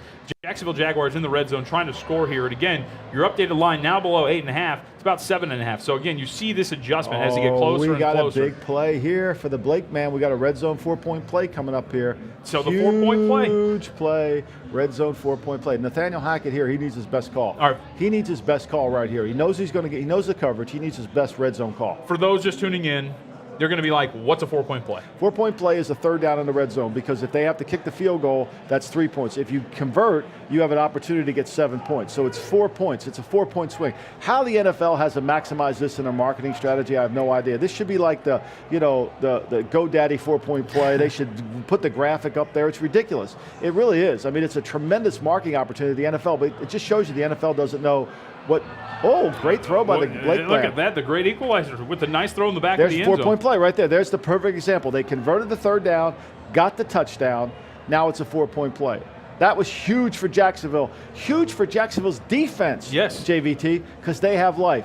And if you're an Eagle fan and you gave up 21 points last week in the fourth quarter, okay, to Cameron Newton, you're thinking, oh my gosh, what could happen now? And also, if you're an Eagle fan, you love numbers, right? You're good at math. The Eagles have converted 7 of 9 third downs up to this point in the game. Can they keep that pace going? I would say no chance. Okay. So this is a fascinating thing. So now what's my line on the over? I think I'm doing good on that, aren't I? So now you're at 17-12. By my math, since I'm good at math, it's 29 points. I'm going to get the 30th Pending point the extra right here. point. Right? Yeah, I'm gonna get 30. I'm good here. Yeah, so you're going Emilio 30. cash the ticket. And all you need is 4 more points to hit your over because you got over 33.5. There you go. Also, we should mention. Oh, we're going for 2-point play here. See, why be down 4? Why be down 5? Down 5 is the same as being down 4. Yeah, no doubt. No, ran the okay. flat, got the flat. Oh. And it looks like it's going to be incomplete. So 2 of points. course, I lost my point. 17-12. Anytime the great equalizer can affect me, he's going to do it. He will. He's going to affect me. I do have to tell you, I will rub this in again. You could have gotten Jacksonville plus 10.5, and now they're 5.5. Yeah, now that line shifted big. Yes. So a touchdown. This is gonna, I think. Look, I know we're on the games on another channel, but this is going to be a fascinating fourth quarter. Mm-hmm. I think listen to us, watch us, and then go through the fourth quarter because there's going to be a lot of stuff happens here. Okay. Now you mentioned the Carolina Panthers. Let's take a break. Yeah, we'll come back. That's a great game. It's a great game. You and I, we've agreed enough. We're on the opposite side here. I know. So we're going to go head-to-head on the other side, and we're starting to see some moves on this number. We'll tell you what those moves are on the other side here on Betting Across America, and, of course, do not go anywhere. If you got us as a second screen experience, because we will update these in-game lines as you get closer and closer to the end of this game, because it's going to be a good one. So stay here on Betting Across America live on Fubo TV, the VSiN app, and VSiN.com. It's Betting Across America, your new weekend guide to everything sports betting. It's VSiN, coast to coast. You can listen to us on SiriusXM Channel 204. Watch us online at VSiN.com and at Fubo TV.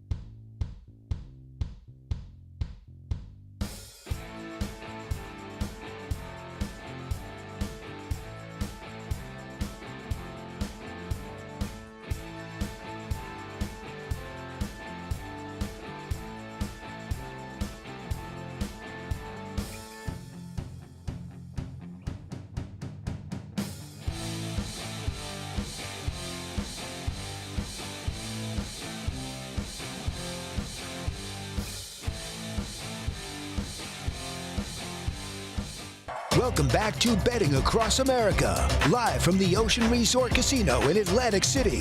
If something happens in sports betting, we'll keep you informed. Now back to Michael Lombardi and Jonathan Von Tobel. Live from our suite overlooking the William Hill Sportsbook, a William Hill Sportsbook packed with Philadelphia Eagles supporters. Look at them down there, man.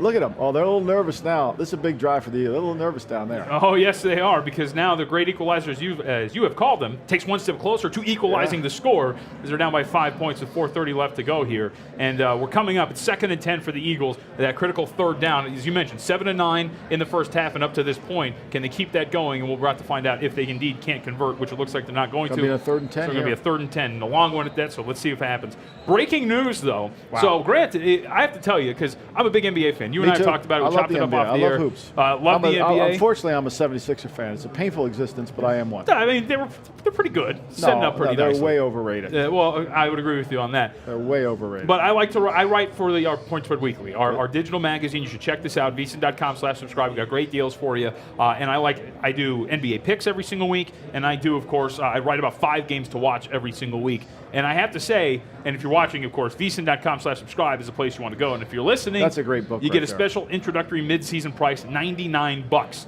Key stats, betting trends, exclusive analysis, best college and NFL plays of the week from VSiN's on-air experts. But it doesn't stop there. NBA, NHL, MMA, and everything that you need. It's going to be in Point Spread Weekly. So check it out at VSiN.com/subscribe. But that's going to be on my radar this week.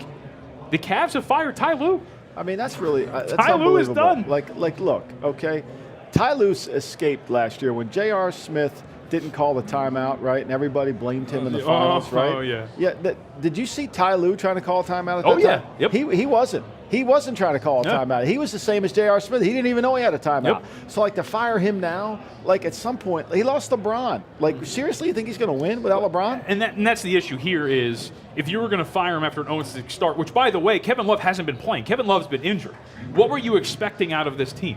Right? I don't know. It's the big question. It's a great. But he is all another done. Day. That's another day. Ty Lue is out. You can get more on the NBA if you check out Point Spread Weekly. You can catch my writing there as well, and every once in a while in the New York Post. See? East Coast connection. There you go. All right, so right now we're going to face the 3rd down here. It's going to be 3rd and 9 for the Philadelphia Eagles. We had an injury timeout as the Jacksonville Jaguars try to get their player up and off the field. In game before this 3rd down, because again, these 3rd downs are pretty critical. You see this are a 5-point favorite or 5.5-point favorite. If you want to lay it, it's plus 105. Your total's up to 42.5. So we're back to that total where it closed before kickoff. So we're back to the kickoff total here, actually a little bit above it. But this is it. 7 of 9 again on 3rd downs. Can the Eagles pull this one off and keep up that torrid pace on 3rd downs? That's what they did last year. Last year they had more 3rd and 7s. They were 7th ranked in the NFL in having as most 3rd and 7 or more, but they converted them. That was the Eagles' seasons last year. They were great in the red zone, and they converted all these 3rd and longs. I wouldn't be surprised if they convert them again. Now, I think Jacksonville's going to have to put some pressure on them and get them on the ground. I think they're definitely going to try to do that. Yeah, and they've been, Carson Wentz is taking some hits, and he's going to take another one here. He goes down, so that That's 3rd exactly down, what they did. There's not a converted. perfect example. Miles Jack, to me, one of the best players in the league. They missed the gap call. So they messed with their protections there, right? So they had everybody up. The protection was wrong. You can see it here. The protection's wrong. I mean, I know people at home maybe can't see it. The protection's wrong. The center slid away from Jack. Didn't make a squeeze call. All of a sudden, it's a sack. Great call by the defense coordinator. That was critical. They needed that, right? They need that to come through there. Yep. And again, so this is going to change here. 5.5 off the board as we're going to watch the Eagles punt, and we'll see where they come unbelievable back. how he can avoid contact. I mean, look at him. That poor guy has taken a beating today. He's gumpy, just gumpy. wiggling out of spots. But so we'll see what the number adjusts here for the in-game price. Again, the Jags currently a 5.5-point dog, which is going to change after we get field position. So I mentioned we're going to go head-to-head here. Baltimore, Carolina at this point as we get a good return from the Jacksonville Jaguars. I think that's D.D. Westbrook. Right now we're seeing movement on this Baltimore-Carolina game. So Baltimore's got bet up, opened up as a pick. Could I ask you a question as the co-host with you? I want to know, why was Baltimore a road favorite in this game? Baltimore doesn't play good on the road. Mm-hmm. We know this. Flacco's numbers are below 7 yards per attempt on the road. They've won 9 games on the road out of 14 or something like that since 2 years. I mean, I can read you the road wins. I mean, there hasn't been a signature road. Now, they beat Pittsburgh up there. I grant you that. They beat a bad Tennessee team so far this year. They lost to the Browns at home, Flacco couldn't make a play. Why is Baltimore the favorite here? So they opened up as a pick. So that was originally what it was, which tells you that on a neutral field, Baltimore's about a field goal better than Carolina, and then they were bet up from that point. And bettors like to remember what they saw last. I mean, think about Carolina they scored 21 points in the fourth quarter. But it took until the fourth quarter. I mean, I know you watched that game here in the sports book. I watched it. They had absolutely nothing until the fourth quarter, and then Philadelphia, as you mentioned too, when we talked about that game, we alluded to it because they couldn't run the ball. Right, but Carolina back here into it is. I mean, just in my research, Baltimore is 14-22 on the road since 2014. Mm-hmm. They've had 57 turnovers in those games. That's significant. They turned the ball over on the road. There are 8 road wins since 2016 when they've had 27 turnovers in those games. Is Cleveland, Jacksonville, Cincinnati, Oakland, Green Bay, without Rodgers, Cleveland, Pittsburgh, and Tennessee. I mean, really, like, what signature win do they have? They don't have one. No, history tells you that they're not a good road okay, team. I get you that one. And if you look, the Ravens, for example, against the number, have not been great on the road either. And let me ask you this, too, because we're talking about this road situation for Baltimore. As an NFL executive, when you look at scheduling, all right, this is going to be the 4th road game in 5 weeks for the Baltimore Ravens. Right. How much of an impact does that have on a team? Well, it's a short trip, so it really doesn't affect you. I don't think it does. I think what more than that is Don Martindale's the defensive coordinator of the Baltimore Ravens. Mm-hmm. Norv Turner is the offensive coordinator of the Carolina Panthers. When Norv Turner was the head coach of the Raiders, Don Martindale was on the team. Look at that. I mean, see that this is why I think this is a great game. Yep. That both teams know the importance, and Blake just lays out for it. So Martindale was the defense coordinator. Norv Turner was the offense coordinator. So that dynamic is way, way more important than the dynamic of where they play. So Martindale knows how Norv likes to call the game. He knows it's going to be 15. The first 15 are going to be critical. He knows he's got to get around that. He also understands as the game goes on, Cameron gets better. Newton, I'm talking about. Mm-hmm. And then the other thing is what is Baltimore going to do with Lamar Jackson? Like they're sitting on Lamar Jackson, right? And he's a really good player. And they just watched Taysom Hill of the Saints come in and run this style of thing and do stuff. What's Baltimore? They've got this weapon. They need to use them. Yeah, I can't stand every time he comes out on the field, you know what's going to happen. He's just going to run it up the middle kind of or try to go outside. At some point, they have to have a bigger package for him where they can utilize them. I wrote about it in my book. How dangerous would it be for 2 quarterbacks who could do similar things playing the game at the same time, right? One left-handed, one right-handed. You know, how do you defend it? I think that's where Baltimore could gain an edge. I think Carolina's underrated on defense. I don't think people are giving them enough credit on defense, and I think that's the problem. So when you look at Carolina offensively, they're one of the top teams in terms of rushing, right? But the pass game has really struggled, and there's actually been some thoughts that Cam Newton actually might be a little injured. The shoulder, of course, he'd been dealing with it. He doesn't look like he can't put enough behind the ball. And this is a secondary. Now, granted, they could be without 3 corners. So that's going to be something to watch here as these inactives start to come out for the Baltimore Ravens. But this is an opportunistic secondary that can rush the passer. And I think that's why people support Baltimore as well. This is arguably the best defense in the National Football League. No doubt. And they've only given up 29 points in the second half, so they get better as the game goes on. We watch Cincinnati in week 2 of the season come right down the field and move the ball on them. And if you can protect up front, now you're on the road, you're home, so you got a better chance to protect. Cameron Newton's going to be in shotgun. He's going to be able to read through this stuff. I think he'll play better. And I think these receivers, obviously with Greg Olsen back now and these receivers they have, gives them a better opportunity to move the football. McCaffrey's a much better player. I think it's a challenge for Baltimore. This is one of the best offenses Baltimore's played. And I think we tend to judge Newton too much on the numbers. Newton, to me, is like Allen Iverson. Okay, when Allen Iverson, give you a basketball analogy, Allen Iverson would shoot 9 for 29, and people say he had a bad game. He made three plays in the game that won the game. Yeah, you know, and so you look at his numbers and you say, well, I didn't have he made the difference in the game. That's the same thing Newton does. Kobe Bryant as well, right? No doubt. Shooting around 40%, but he made these shots. No doubt. That really mattered. If you look at this game, by the way, so I mentioned a little bit of movement. It is 2.5 in most shops. You saw if you're watching the broadcast, that is a South Point number. It is 2.5, but the South Point doesn't deal in moving the juice, so it is going to be 2.5 there. It's one other thing, I think you talked about home field. They've scored 80 points at home. The last 2 weeks against the Giants and against the Bengals, they've scored 33 and 31. And their defense is way different at home. They play way less defense at home. Their defense plays much better, and I think that's the difference. I think Carolina is really good on defense, and I think Carolina's red zone defense is even better at home.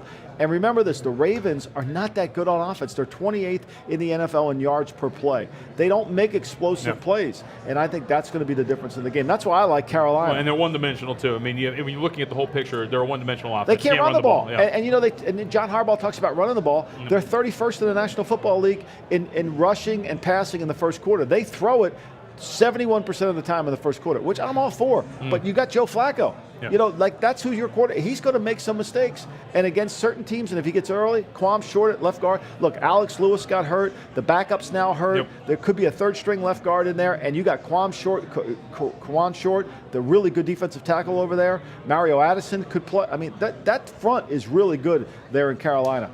We should note that Newton 3-5 against the number of the past 8 overall, so there's a trend for you that doesn't really work in Newton's favor. Hasn't been great to bet on. And we should also say, if you like Carolina like you do, hold out because there are 3 starting to appear on the board. It's now getting up towards of 3, and there's 3 minus 105 or 3 even money. So it's starting to move in the direction of giving up a field goal right now. So the Baltimore Ravens favored on the road. You're going to get a good number if you just hold out. This is, again, an earlier kickoff. 1 p.m. Eastern is when this game will begin. So we have plenty more to go. We still have to get to Indianapolis and Oakland. Brenton Musburger is going to join us in 15 minutes to get a deep preview into that one. I think it's an ultimate buy low spot for the Raiders. Others seem to disagree because we're starting to see 3.5s pop up on the board. Yeah, I think this game is all about because people just think the Raiders are tanking. No, exactly. I don't think they're tanking. I really don't. That's why I call it the ultimate buy low spot because people don't really. And again, it gets to Indianapolis. You blew out the Buffalo Bills. That's fantastic. You were at home. Now you have to go on the road, lay points on the West Coast. But the one thing I will say about the Colts are really good on third. They're the best third down team in football. And this is the first time the Colts will have their complete team back together again. Costanza, T.Y. Hilton. I think they'll have it all. So I think to me that's why people are seeing that. And then look, let's face it, the Raiders on defense are not good at all. They have no team speed on defense. None whatsoever. They look really old in that regard. But when we come back, I think this is the premier matchup of the weekend. Oh, yeah. I know which one. You're talking about New Orleans, Minnesota. No. I'm talking about San Francisco and Arizona.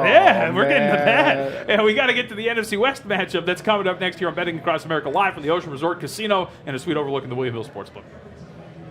It's Betting Across America, your new weekend guide to everything sports betting. It's VSiN, coast to coast. You can listen to us on SiriusXM Channel 204. Watch us online at VSiN.com and at Fubo TV.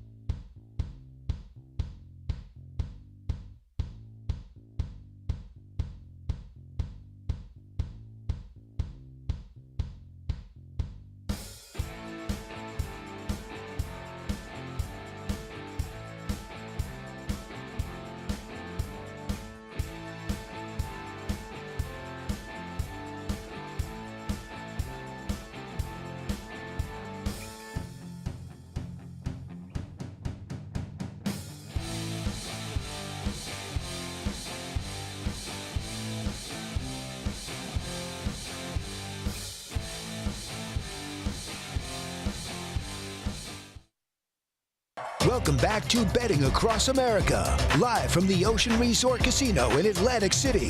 If something happens in sports betting, we'll keep you informed. Now back to Michael Lombardi and Jonathan Von Tobel.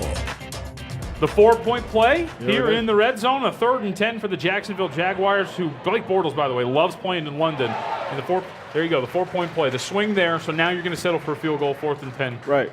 To try to cut into this deficit. Now it's, now the Eagles get the ball if they make this field goal, the Eagles get the ball with really an understand. We got to score. We got to score. We got to put this game away and take advantage of it, and they got to come back and score. Really, fourth quarter last week would cost Philadelphia, and now we're going to see if Philadelphia can close this game out in the fourth. Should also mention, too, that the closing line is in question here because the Eagles did close as about a 3.5. It actually got up towards the 4.5 points because of the news in London, which turned out to really be nothing. Yeah. So that looked like a little bit of an overreaction, but especially it's really close. They reacted without knowing everybody's name that was involved. Yep. I mean, and I think people were confused on what the dates were, too. Was it the night before the game? Was it that game? So now it's 17-15 over in London. Yep. And so we'll go from there. So the Jags right now are covering at this point, at least in the closing line. That's 32, right? 17 and 15 add together is 32. That is 32. You need 2 more points. That's it. I just need 2 more points. But this is the love of sport. This is how sports betting is fantastic. Because do you know how many times that I've been sitting there and I go, I'm not worried. Just need 2 more points. And then you're sitting with 3 seconds left going, what just happened? I'm not worried. Okay, well, this is going to be great. Not worried at all. Famous last words. Okay. By the way, so yes, the Jacksonville Jaguars are covering at this point in the closing line. You, though, are sitting on Eagles plus 1.5 over 33.5 in game. So I'm in good shape. You're in good shape. Although I will say, I tried to make you some money. You could have taken Jacksonville plus 10.5. I'm not going to let that go. There's the best number on the board available in game. You got so many things going. You get me confused. I like just I'm a linear bettor. You could be sitting on 3 winners right now, man. Yeah, I know. I need advice. I don't bet, so I need advice on it. I know a guy. Take care of business. All right, NFC West matchup later today. San Francisco 49ers taking on the Arizona Cardinals. Josh Rosen popped up on the injury report. He's probable. He's going to give it a go here for the Arizona Cardinals. Let's focus on the San Francisco 49ers. They're now a 2-point favorite. This is another game that opened up as a pick, a revenge spot, because if you remember about 3 or 4 weeks ago, if you're watching on Fubo TV, Sirius XM 204, where you're listening, or you're watching on the VSiN app, the 49ers let one get away from him. It was Josh Rosen's probably best game, and he still completed only like 50%. They had 10 first downs in the game. Yeah. They were 2 for 12 on 3rd down in the game. They had 220 net yards. They had the ball for under 20 minutes in the game, and they won. And that was probably their best game offensively. I mean, it's remarkable. I mean, they've scored. They averaged 11 points. The Chiefs averaged 10 in the first quarter. I mean, to me, I'm shocked that look, I think the Niners are not a very good team. I don't think the Niners are very talented, but the Niners are better than the Cardinals. But if the Niners do something that the Cardinals desperately need, they need the ball turned over. Yeah. And the Niners are very gracious and are very willing to just give you the ball. They have no problem doing it. Here's the football, you can have it. And then they can't create any turnovers with their defense. Their defense is atrocious. And at home, Arizona should move the ball on them. Yeah. I mean, Arizona should move the ball on them. Because I don't care, Rosen, rookie, any of that stuff, they should move the ball because San Francisco's defense is horrible, and now they're on the road. And if they turn this ball over, and C.J. Beathard, I know Nathan Peterman turns it over at a rapid rate, but so does C.J. Beathard. Yeah. Well, and go back to the Green Bay game, right? Yeah, they're in that game the entire way. It's a great offensive game plan, in my opinion, by Shanahan. He's great. Then they go back to that deep play down the middle where they got a touchdown on it in the first half. They go back to it, but there's a difference between being a great coordinator and being a great head coach. Yeah. And I think the difference between Sean McVay and Kyle Shanahan has nothing to do with their intelligence on offense. Sean McVay was smart enough to hire Wade Phillips as his defensive coordinator. Yeah. Kyle Shanahan, on the other hand, has hired all his friends. Yeah. And so his friends are killing him. Okay, and that's what happens in the NFL. We are the friendship network, okay? So you want to hire all your friends, you're going to get what your friends are. If you hired an experienced defensive coordinator so he could stabilize that. I remember being told this story, and I'm old, and you don't remember these 4 coaches. But there was a time in the NFL when Mike Ditka became a head coach, when Dan Henning became a head coach, when John Malkovich became a head coach, and when Dan Reeves became a head coach. Somebody told me at that point, you know why Reeves and Ditka made it? Because Joe Collier was his defensive coordinator in Denver, and Ditka had Buddy Ryan. The other 2, they hired their friends and they lost the game. There we go. Big play downfield for the Philadelphia Eagles. And they're in business here. We do have a flag on the field. And so you hear the groans. It's on them. It's on Jackson. Okay, so you hear the initial groans from the Philadelphia crowd here, seeing the flag, but it is going to be on Jacksonville, so the play will stand here for the Philadelphia Eagles as they're driving to maybe add to their lead and get back to covering for those of you who laid the points pregame with the Philadelphia Eagles. This is more than covering for the Eagles. This is their season. They can't fly back across the pond at 3-5 as Super Bowl champs. I mean, Peterson wants to play the underdog role. He's dying for that. So I think for anything, I mean, they've got to win this game and go to 4-4 and then reevaluate their season at that point. I mean, and the thing, if we're looking big picture with this team before we get back to the NFC West game we were talking about, they do have the benefit of being in divisions that aren't exactly running away with it, right? I mean, look, Jason Garrett's got so much free time he's out watching baseball. Yeah. I mean, it's ridiculous. You see the in-game line updated here. It's about a 5-point spread. Philadelphia Eagles being favored. And as they get closer and closer to the red zone, this number is going to continue to climb. Now 5.5 already in other shops, with the total is creeping up towards 43.5. And again, you're looking good. He needs 2 more points. Just need 2 more points. I'm going to get it. I'm not worried. Not worried. I'm not worried, JVT. I am not worried. Just like I wasn't worried yesterday. I knew you were going to come around in the afternoon. You start off a little slow with your picks. I knew you were going to come around in the afternoon. If you're not watching college football with us on Saturday, you're really making a mistake. You're losing money, really. Seriously. People are losing money because we had some winners. My man Johnny P was, 3-1-1 yesterday? 3-1-1. 3-1-1 yesterday. I mean, we had some winners on the college show. Yeah, Florida International. Whew, saved my skin. So did Nevada at this point. So when you go back to this game, right, so we'll look at the Arizona Cardinals because they have been, we talk about roles, like I bring up the role word all the time. They have been in this role of home dog. Did it against Chicago Bears, right, and they covered. Right. It didn't work out on Thursday night, though, against the Denver Broncos. Yeah, they did it against the Seattle Seahawks. I misread that one completely. Yeah. Here's the thing about Arizona that you got to understand. Arizona's offseason last year, they had 3 critical decisions they had to make. Who was going to be their quarterback, who's going to be their coach, and who's going to be their offensive coordinator. And so far, take the quarterback out of it. Yep. Their head coach and offensive coordinator, who's already fired, hasn't worked out. I mean, if you're Steve Keim, you got to sit there and wonder what kind of offseason did you really have, because right now it's not very effective. No, it hasn't been. So we'll see. And as the Eagles here keep driving, and they're definitely deep in the red zone, and you're going to see this number. I'm not worried. Start to climb up. Look at the crowd down there, JVT. It's great, isn't it? They're pumped up. Drinks are going to be on the house tonight. Yeah, if the Eagles pull this one out, they definitely will be. And I think this one got a little tighter than they expected. After they went up 17-6. Well, the Eagle fans never expect a tight game. Eagle fans think they're playing Navy every week. Yep. Well, and remember, as we mentioned, too, with the end game, how the money line got up to over 10-1 in terms of laying 1,000 to win 100. It got down well below minus 500 as the Jacksonville Jaguars made their comeback. Josh Adams, a free agent from Notre Dame, is out there running 7 carries. Really, Jacksonville's got some issues with their defensive fits and run fits on defense. Yes, it is. All right, so we're starting to see some of these inactives come down for a lot of these games. Khalil Mack? Yeah, Khalil Mack is officially inactive for those of you watching. Has that number shifted off with Khalil Mack with that? With him being down? If for those listening, by the way, yeah, that number has gone absolutely I know insane. It's going the other way in terms of Chicago. What's my man Mitchell now? Where is he at now? It has moved. To 10? Chicago's now a 10-point favorite in one shop in Las Vegas. And it's windier in hell there. I mean, God almighty, Mitchell can't throw the ball with no air. Mitchell in a dome struggles to throw completions there. So we're starting. Okay, it's going to be a factor. Weather is going to be a factor in Chicago. And as I say that, this is the great part about keeping track of these lines. The screen lights up right across the board. It's starting to drop. That 10 is gone. It's 9.5. It's 8.5 in other places and 9 now. So we're starting to see the Khalil Mack effect. It was announced a while ago, but now we're telling you again, Khalil Mack's officially out. Allen Robinson is out, and we're starting to see this now start to get back to reality here. With Chicago now an 8.5 or 9.5 point favorite, depending on where you want to look. So there's still 9.5s available if you like if you like the New York Jets, who are dealing with injuries of their own. So guess what? In the next hour, we are going to have the man, the myth, the legend, That's right. Brent Musburger. He's in NorCal right now. He's getting ready to call the Raiders-Colts game. So Brent's going to join us on the other side. We're going to get his opinion on that decrepit defense up in Oakland to see how they can control this Colts offense, which seems to be getting a little bit healthier. We'll also get some of his best bets. And then after that, John Murray from the Westgate's going to join us as well. Stick around. We got a loaded final hour here on Betting Across America. And I just covered Across America, your new weekend guide to everything sports betting. It's VSiN, coast to coast. You can listen to us on SiriusXM Channel 204. Watch us online at VSiN.com and at Fubo TV. I'm Brent Musburger, reminding you that the football betting season is here. There is nothing like it. Are you ready to celebrate the thrill of victory and cash a ticket even on defeats?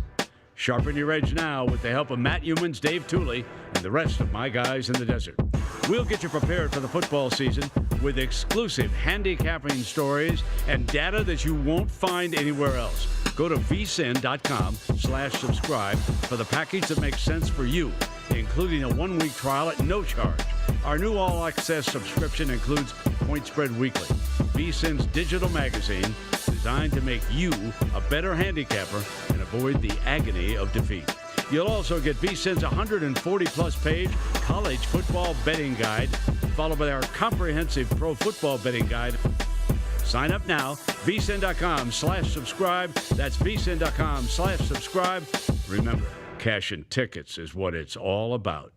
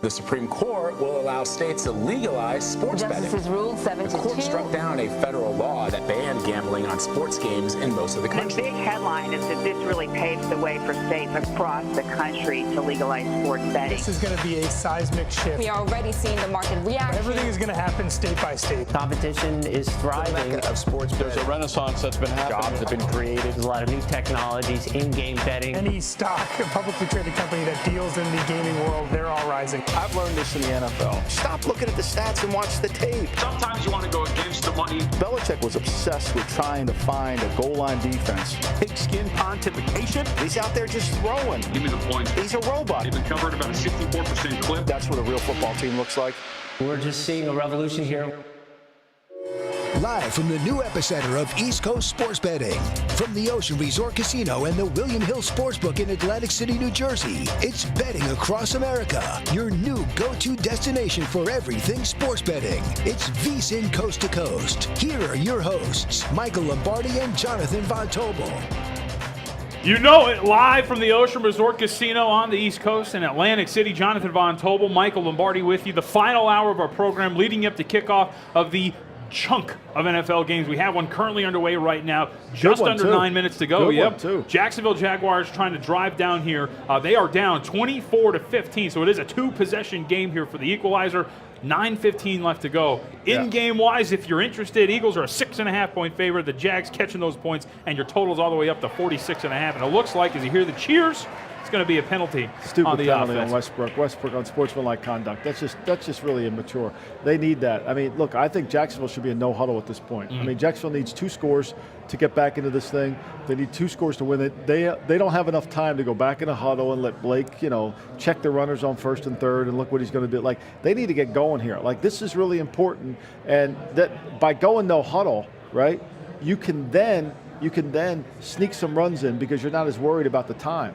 So that's critical. And by the way, you never congratulated me on my cover. I mean, I'm disappointed. Well, I was about to congratulate you. We were on break, but congratulations. Yes, Thank so you get very the much. over. So you went in game over 33.5. I should mention, speaking of totals, that the over has hit in the second half. Second half total was 21.5 points. You're at 23 points right now. I like that too. I like that too. Remember, I did like that. Yeah, you did. You were on fire right now. I am on fire. I can't last long, but I was. Yeah, So let me ask you this, because earlier in the show, you did call Blake Bortles a backdoor quarterback, right? He can get in the back door quite a bit, and right now he has the opportunity to do so. I wouldn't call this a backdoor here. I think the Eagles are going to play conservative, but I also don't think they're going to, okay, here's a classic example, all right?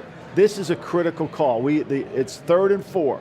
You can't punt it back. No. You can't, because you haven't stopped them all. They've punted one time. 3rd downs are ridiculous. 3rd downs are ridiculous numbers. So this is a critical call, but it's a 2-down call. Yep. It's not just, hey, Blake, we're going to throw the crossers here because they're going to be a man. This is, hey, we've got this call and then it's that call. It's got to marry a call together so that you can understand it. They're in their crosser formation. It's not, they had them offsides, they didn't snap it. They had them offsides, they didn't snap it. By the way, 70%, that's what the Eagles are converting at this point. They caught him in man 3rd down. coverage again. I mean, that's the one thing about when you play Philly and you bunch the formations up like they just did there, you know the coverages, you can get them. Huge play by the equalizer. He's on a roll, man. So the equalizer is driving. Now they're in Philadelphia territory. Can I convince you you're getting back in that range? 8.5. Do you want to take 8.5 points to the Jacksonville Jaguars? Take it. Yeah, I would do that. That I would definitely do. Okay, well, with that play now, it has just changed just like that. That's why you have to get in on these numbers quick. Just like that, it is now 5.5. This is really, this is fascinating. I mean, I'm learning a lot today, but this is fascinating. This is really like trading in the stock market. This is really what it's like, and the Blake man's going. Yeah, and by the way, we should update you too. We are going to have the Godfather on. Brenton Musburger is going to join us here in this hour to update everything on Oakland and Indianapolis. We'll get his thoughts on that. And of course, Brent is known to dabble in games here and there, so he can get some of his opinions on some of the later contests. Well, I mean, he likes it. I mean, look, let's face it. Every American loves it. I mean, it's fascinating. That's why it's called fans. Yep. Because we're fanatic, right?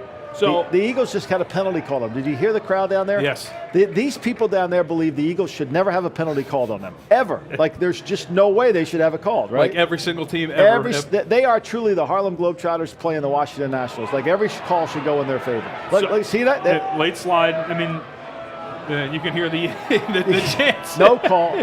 I mean, there's no objectivity in South whatsoever. Jersey when it comes to the Philadelphia Eagles. So we did literally, as we have a 1st and goal here, it's a huge penalty. So the Jacksonville Jaguars have a 1st and goal, again, down by 9. So this is a 2-possession game. So you're going to want to at least get some points as the equalizer again slides. Yeah. Now, here's the thing. Other thing is, I'm telling you now, I don't think you can I think you got to try to score as quickly as you can because you won't have enough time to get that ball back. Yep, and you got to stop them too. Again, 70% on 3rd down, so you have to be able to stop. You're down 9. You score at 6. You're just down 3, so you kick the extra points because it doesn't really matter. So at that point, you don't go for 2. So we'll see how this goal line possession ends up for the Jacksonville Jaguars as Bortles drops back and tries to find somebody. He almost throws it into a crowd. So we did literally save the best for last. Sunday Night Football tonight, New Orleans and Minnesota. This is going to be a great contest. Minnesota, we've seen a flip of favorites in this one. Yeah. Minnesota opened up as a 2.5-point favorite. It has gone through and is now New Orleans as a 2.5, even 1-point favorite. It's 1.5 over at the Southland Hotel and Casino. I'm a huge New Orleans fan. I think Sean Payton's doing his best job coaching the team this year. I think he's remarkable. He's being a head coach. He's fixed the defense. He's worked on that. Here's my concern, and I've always believed this in the NFL. There's certain teams you don't want to have to. The next week is always a tough week. Yep. It used to be in the old day when you played Pittsburgh. The next week, anybody who played Pittsburgh, when Pittsburgh was rock'em sock'em with Greg Lloyd, James Harrison, that defense was really good. When you played them the next week, you had no gas left in it. You were kind of done. Yeah, and New Orleans play Baltimore. Baltimore's a little bit like that Pittsburgh team to me. So we have a drop touchdown in the end zone, so they're going to go and kick a field goal as the Jacksonville Jaguars drop an opportunity here. So we'll see if they can get a stop. Let's head out to the phone line. Yeah, I think so. So let's head out to the phone line, and we have a man who is somewhat well known around these parts and around the country, Brent Musburger, who's in NorCal right now, getting ready for a Raiders and Colts game. Brent, I have to ask you right off the bat here, Colts and Raiders, I think this is an ultimate buy low spot for Oakland. What do you think? Absolutely. Anytime you can catch a home dog that's being beaten up as much as they are by the media, coming off a bye, and you got a dome team coming out, no skinned infield awaits the Colts today, but they'll still be on grass, and that's never been their best surface. Brent, Michael Lombardi here. Hope you're doing well. What's the mood like? I know you were in the Raider facility yesterday talking to everybody. What's their mood like? Most people's perception, they're tanking. What sense did you get from talking to everybody? Well, the organization obviously is in a rebuilding mode, but professional athletes themselves never tank. They've got their own families and their jobs, Michael, to be concerned with. Obviously, the friends of Amari Cooper are sorry to see him go. They enjoyed him. He was rather a quiet fellow. That was probably a very good move for the Raiders to be able to get a #1 draft choice out of the Cowboys. The earlier move of Khalil Mack to Chicago, I think, shook the franchise pretty good. But that was back in September. This team has not played well. It's more, I think, a story of performance and not attitude right now, Michael. The players are fine, but they're not real healthy, especially on offense. Brent, I tell you, I walk through the sports book, and every time JVT I walk through, they ask me, when is Brent Musburger going to make an appearance in AC? Like, the red carpet's already out. Yeah. Oh, I've been asked plenty of times. And if I remember correctly, Brent, there's a stopover in Baltimore for the Raiders at some point this year, correct? Yes. We are headed east to Baltimore. So hopefully I'll be able to join you fellas on a Saturday up in Atlantic City. There you go. Oh, that's a perfect day, too. College football, it's great. We're 2 hours on from here. And I have to tell you, Brent, I know you gave me some guff a couple weeks ago. Actually, what was it, just a week ago? Mississippi State didn't work out for them when they had to go take on LSU. But I've been doing well in college football, so I can definitely use some more winners. I hope you had Washington State yesterday, lad. No, actually, we were both on the Stanford side of that one. We got down the drain on that one. I think I talked JVT out of Washington State and into Stanford, Brent. I think I messed him up there. I was thinking Washington State would have been just a little bit, overexcited after that big win. I never saw Oregon getting beat by Arizona. That was the other one. We were on a couple. Northwestern, I think Wisconsin, we had that nailed down, and there was a couple. Let's talk about today. Florida International. Yeah, Florida International. Brent, today, what catches your eye on the board today? The Denver Broncos, but I noticed that I thought it was going to go, Michael, up to 10. I don't know what it is in Atlantic City. It's gone to 9 at most places. It's gone the other way in Las Vegas. I just thought, listen, I'm not taking anything away from Patrick Mahomes and the Chiefs, but anytime you win as many games in a row against the spread as they have, the market starts to level that out a little bit. If you go back to last year before the playoffs, the Chiefs have covered 11 straight games, and those streaks don't go on forever and ever. Broncos played them tough in Denver, made the Chiefs score 2 fourth-quarter touchdowns. So if you can find the 10, but I'm not sure it's out there, if you can find the 10, I certainly like the Broncos. Yeah, it's essentially 9.5 right now, Brent, in a lot of shops. So 9.5 is the best number available that you might get here. Let me ask you, I want to get your opinion on another game, because I have been fascinated watching this Chicago Bears team week in and week out get bet up. And Khalil Mack is not going to play today. And now it's about 9.5 or 9 in some other spots. It's starting to creep downwards, but I just don't get the love for this team, especially with Mitchell Trubisky. He can't really throw accurately. We've seen him throw it out of bounds multiple times. I feel like this team is overvalued almost week in and week out when they're laying points, and I think it's happening again today. But what do you expect out of Chicago and New York? JVT, I really agree with you on this one. Without Khalil Mack, I wouldn't want to give 7 in this game. If we went down to 6, I might, because the Jets are not a good football team. But The Bears are overrated because everybody goes back to the great performances Khalil had the first couple of weeks of the season. I agree, Brent. I think that people don't recognize that the secondary of Chicago isn't to the level it needs to be. Now, look, I know the Jets are not a great team, but they can, and they don't have their receivers. But I don't know if Mitchell Trubisky should ever be a 9-point favorite of everybody. Big play here, Brent. I don't know if you saw it. The Eagles fumbled in this game. Jacksonville just got a turnover with the ball in Eagle field position. Interesting. The fellows I noted that got into trouble in that London pub or wherever they were in a club, I guess, last night. I noticed that they all played, so that must not have been a real serious matter for the Jaguars. Yeah, no, it sounded like it was a miscommunication on a bill. They thought they were getting drinks for free, and they tried to walk out, and ultimately it really wasn't anything. Like you said, the one guy that was inactive was due to injury and not due to a suspension of any sort. We're chatting with Brent Musburger, the Godfather, who is in Oakland right now, of course, getting ready for the Raiders and Colts game. So, Brent, let me get your opinion on one more before we get out of here. And, of course, it's the Sunday night football game. It's Saints, it's Vikings. It is the best game on the board by far. And we've seen this number flip. Minnesota was a favorite. Now the New Orleans Saints are favored by about 2 points. Do you have any skin in the game here on Sunday Night Football? No, Jonathan, it's going to be a great game. My son and Brian Rogers is over here. He's a great Raider fan from VSiN, and we'll go out tonight and we'll just watch that game. I could actually make an argument for either side in this game. Yep. I'm a little bit concerned about the Vikings' injuries right now, but it should by far, as you described it, it's the game of the week. Yeah, no doubt it is. And I think I was telling Jonathan before you came on, Brent, that when you play certain teams in the NFL, the next week it's always harder. The Saints played the physical game against Baltimore, took them down to the wire, won the game on Tucker's miss. The next week there's always a residual effect of playing those kind of teams. And then Minnesota, like you said, all the injuries, I think that kind of balances it off. Yeah, Michael, I totally agree. It should be a great football game, but I don't really have a strong feeling on either side.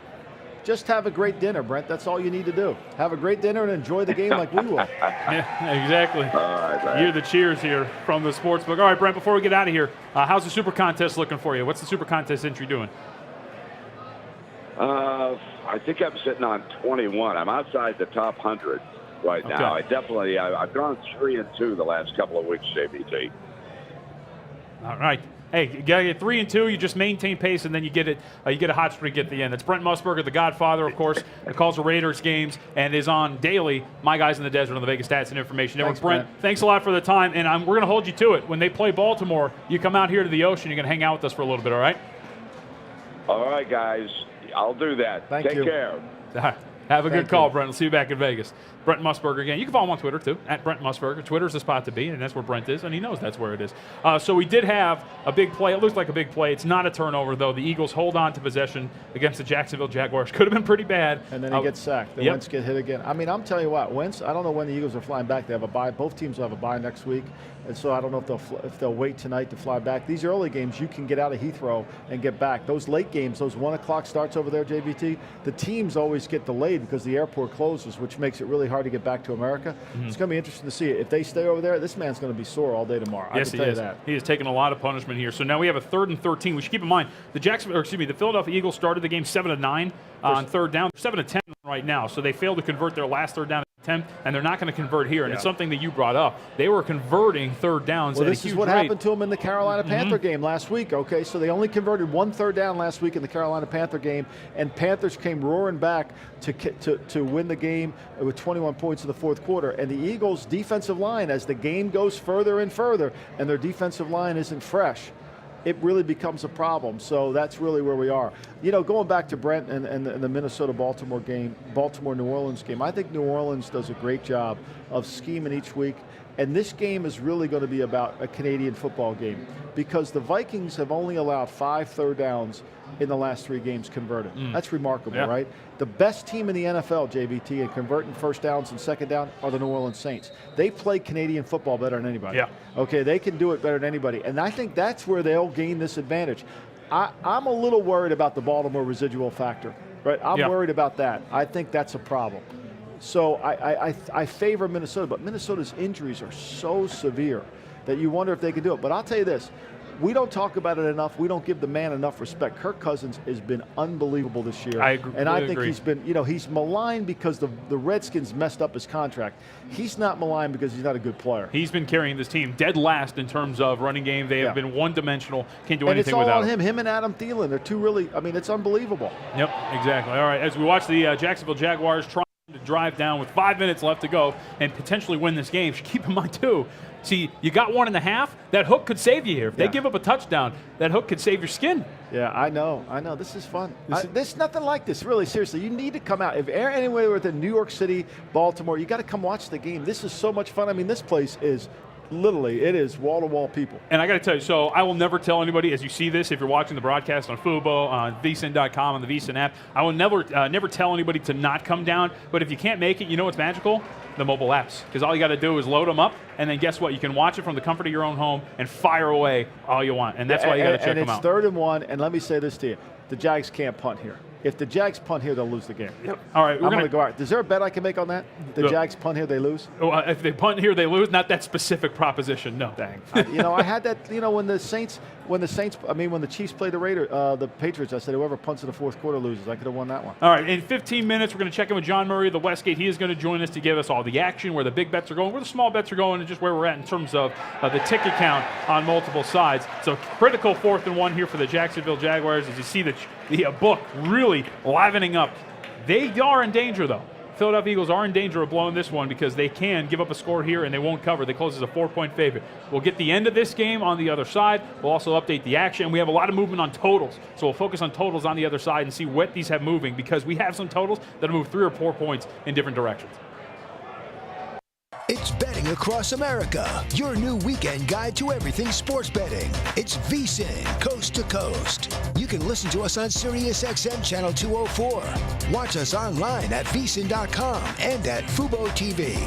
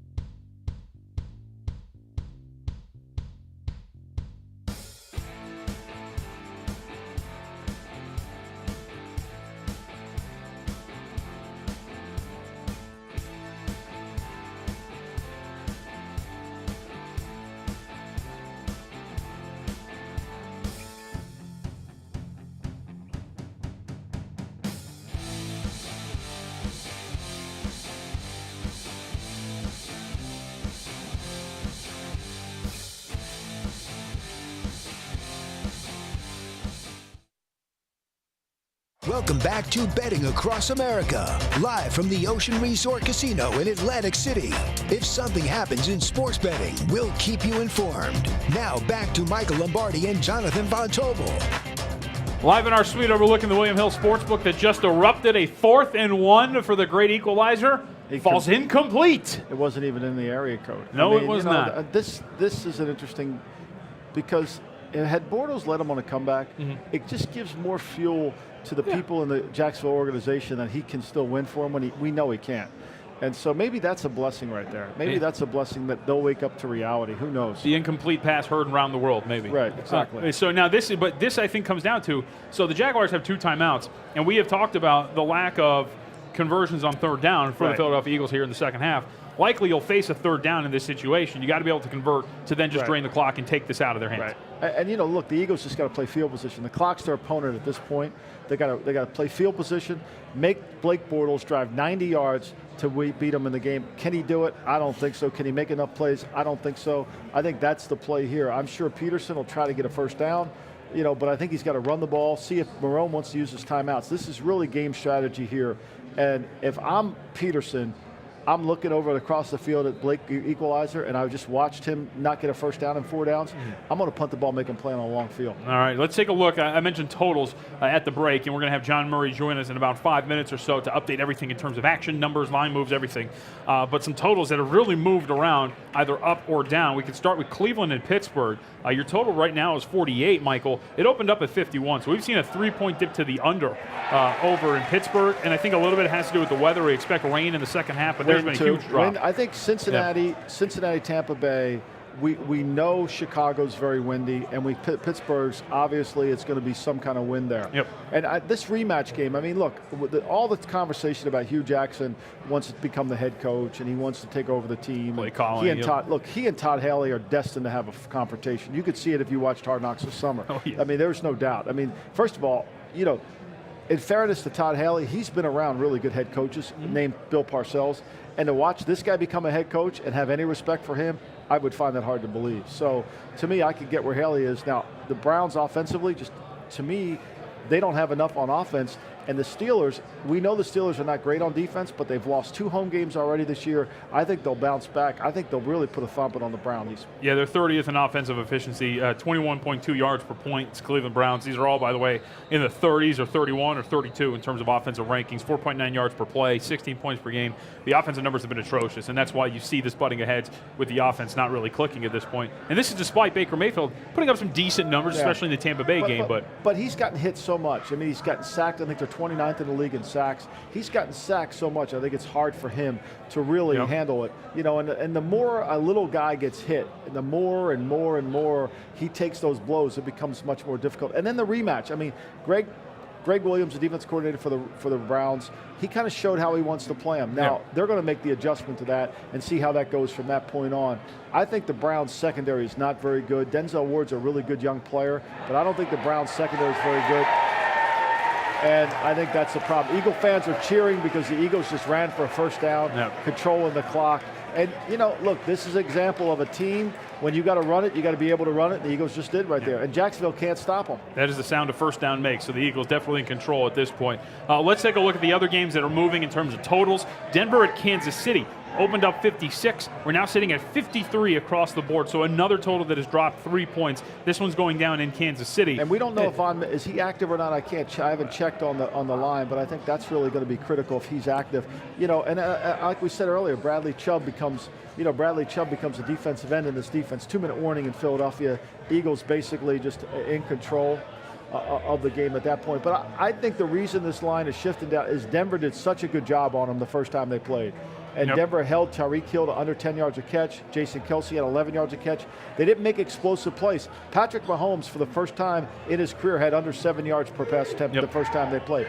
The problem is Case Keenum couldn't convert 3rd downs. And the Chiefs are never going to be good on defense, but they were good on 3rd down defense in that game in Denver. And that's how they won the game. And I think that's going to transpose itself again. I think Kareem Hunt has a huge game. If I'm a fantasy player in this game, I think Kareem Hunt's going to run the ball because the Broncos are going to be a nickel.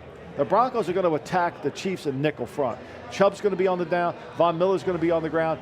and I think it's going to give them great opportunity to run the ball against the spread. 11 personnel, run the ball. Kareem Hunt, I think, will have a big day. Von Miller's active. Yeah. He's not even in the active list. Shane Ray is inactive, so there's a nice outside linebacker. I think they're going to trade Shane Ray this week. Yeah, and I have to tell you, too, I think one that kind of maybe flies under the radar for some people, but it's going to hurt the Denver Broncos. That rookie running back tandem has been great. Freeman and Lindsey. Right. Freeman's inactive. He's been dealing with an injury. He's not going to play today. Right. There's a big reason why they were in that game on Monday night against Kansas City. But Lindsey played really good, too, in that game as well. And they're going to have to ride Lindsey. I think Lindsey's going to have – they're going to have to run the ball against them. They can't – look, you got to limit the amount of time you give the ball back to Patrick Mahomes, especially at home. That crowd noise, though, is hard to run the ball when you have to play in Kansas City. It's hard to hear. It's hard to get off the ball. It's hard to run in that situation. Another total that we've seen dramatically drop, and this, I think, has a lot to do with the win that we're going to see and that you alluded to. New York Jets and Chicago Bears.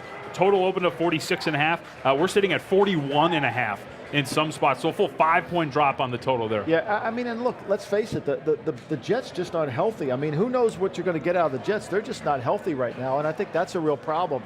On both sides of the ball, they're not healthy, and I think when you look at it, I think that's a real problem. So, you know, my sense of this is I don't like Trubisky in terms of being able to really cover and do the things he needs to do in the passing game. But the Jets are a wounded duck right now, and they struggled last week against Minnesota. Their health isn't very good. Eagles are in victory formation. This baby's over. There it is. I like all my cash. Come on, my man. As Brett would say, cash it's all about cash and tickets. I'm cashing some, right? Did I win or not? You did. So for you, in-game wise, let's update what you had for in-game. So you wagered on the over 33.5. Got that. You got that. Check. Philadelphia plus 1.5, minus 110. You Check. got that. And I tried to convince you, plus 10.5 with the Jacksonville Jaguars. You didn't want any part of it. You could have been 3-0 today. You know, I actually was 3-0 because I write a column for The Athletic, which is an online, and I write every Friday. I pick 3 games. Yeah. I picked the Eagles in this game. Hey, well, kudos to you, kudos to me, because I laid 3 points for Philadelphia Eagles today, too. So the Eagles are back. Winners for everybody. Drinks are on the house. That's right. Well, speaking of the house, let's check in with the house. John Murray of the Westgate is going to join us on the other side, and I cannot wait to hear what is going on with this Bears game. No Khalil Mack. You'd think they would care, but guess what? They actually do, because this number is still 9.5. It's Betting Across America, your new weekend guide to everything sports betting. It's VSiN, coast to coast. You can listen to us on SiriusXM Channel 204. Watch us online at VSiN.com and at Fubo TV.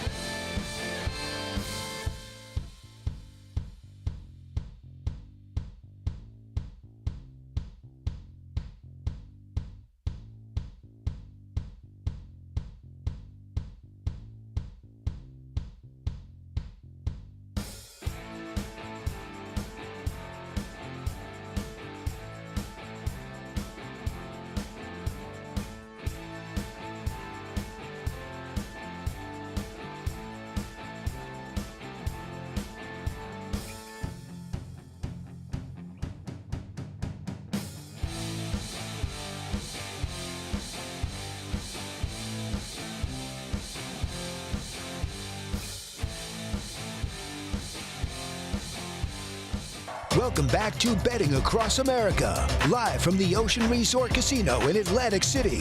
If something happens in sports betting, we'll keep you informed. Now back to Michael Lombardi and Jonathan Von Tobel. Final score, the Philadelphia Eagles take out the Jacksonville Jaguars in London, 24-18. That is a happy crowd. If you're watching on VSiN.com, Fubo TV, or the VSiN app. They were so happy. The chants of the Eagles, while we were going to break, it was so great. Good. I mean, you got to love it. I mean, that's what it's all about right there. You know, and that was a huge win. Eagles come back 4-4, kind of have their swagger back a little bit. They did it with Carson Wentz, typically how he did it last year, convert third downs. And so, they played the game. And look, Jacksonville, to me, the problem starts and ends with one guy. Yep. They can't make plays in the passing game with the quarterback. Well, it was a great appetizer, of course, and we have plenty of football left to go today, and, of course, the Monday night game. Let's check in. John Murray, nice enough to join us here, director of the Westgate Superbook Las Vegas. John, thank you for the time, as always. I know you're busy. You're getting closer to kickoff. Let me just ask you, because last week when you were on with us, the Bears were a topic of discussion against the Patriots, and they're a topic again today. 9.5 now in a lot of shops. It looks like you can't find a better to take a flyer on the Jets, and this is despite the fact that Khalil Mack's not playing. What's the action been like over at the Westgate?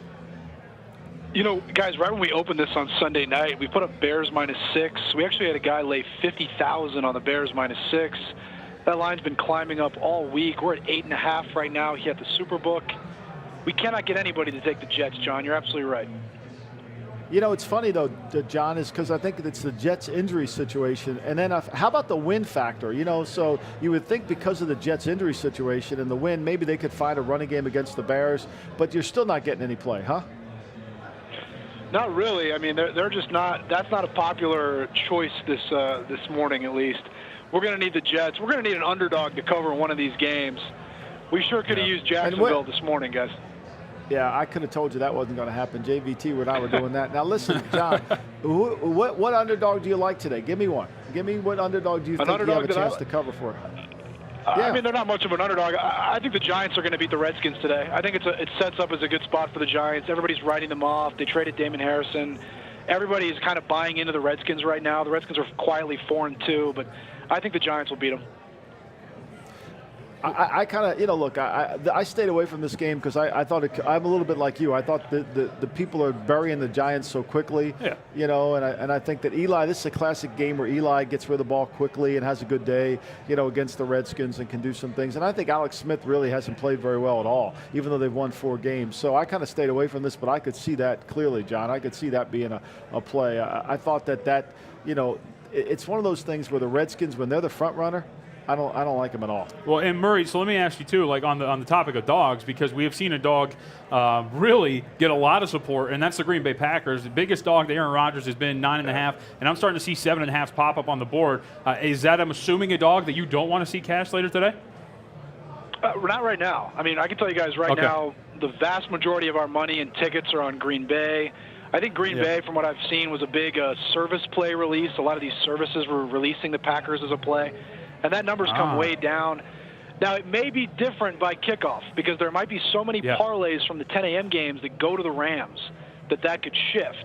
But as of right now, we definitely need the Rams. The public is all over Green Bay. Yeah. How about, talk to me about, I know this isn't a sexy game, Arizona, San Francisco. You look at the game played in San Francisco a couple weeks ago, total domination by the 49ers, yet the Cardinals won because the Niners couldn't wait to give them the game away with turnovers. I'm shocked that there isn't like a lot of action on the 49ers here. Well, there has been some, Mike, because the line is pushed up from about pick'em up to the 49ers -2.5. We did have a sharp player earlier in the week, took Arizona +1. That's when we went to pick'em. So I have been surprised to see the number move against him. But we really haven't taken many bets on the 49ers here. We've really just been moving with the market in that game.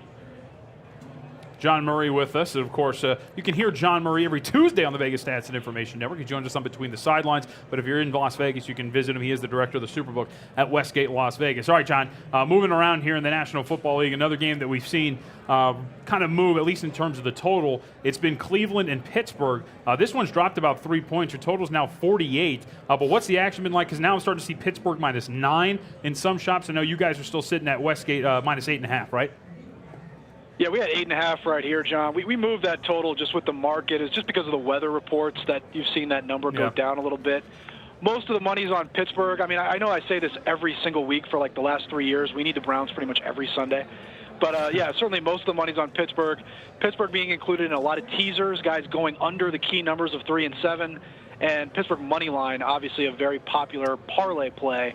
Very popular parlay, Steelers, Chiefs, Bears, money lines.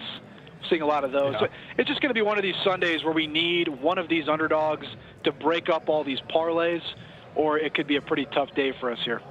Yeah, and it's funny because I think, look, when you break the Browns down, they're 30th in penalties, they're 30th in drop passes, they're 32nd in sacks. Their overall passing rating, even with Mayfield as good as he's looked, is only 73.9.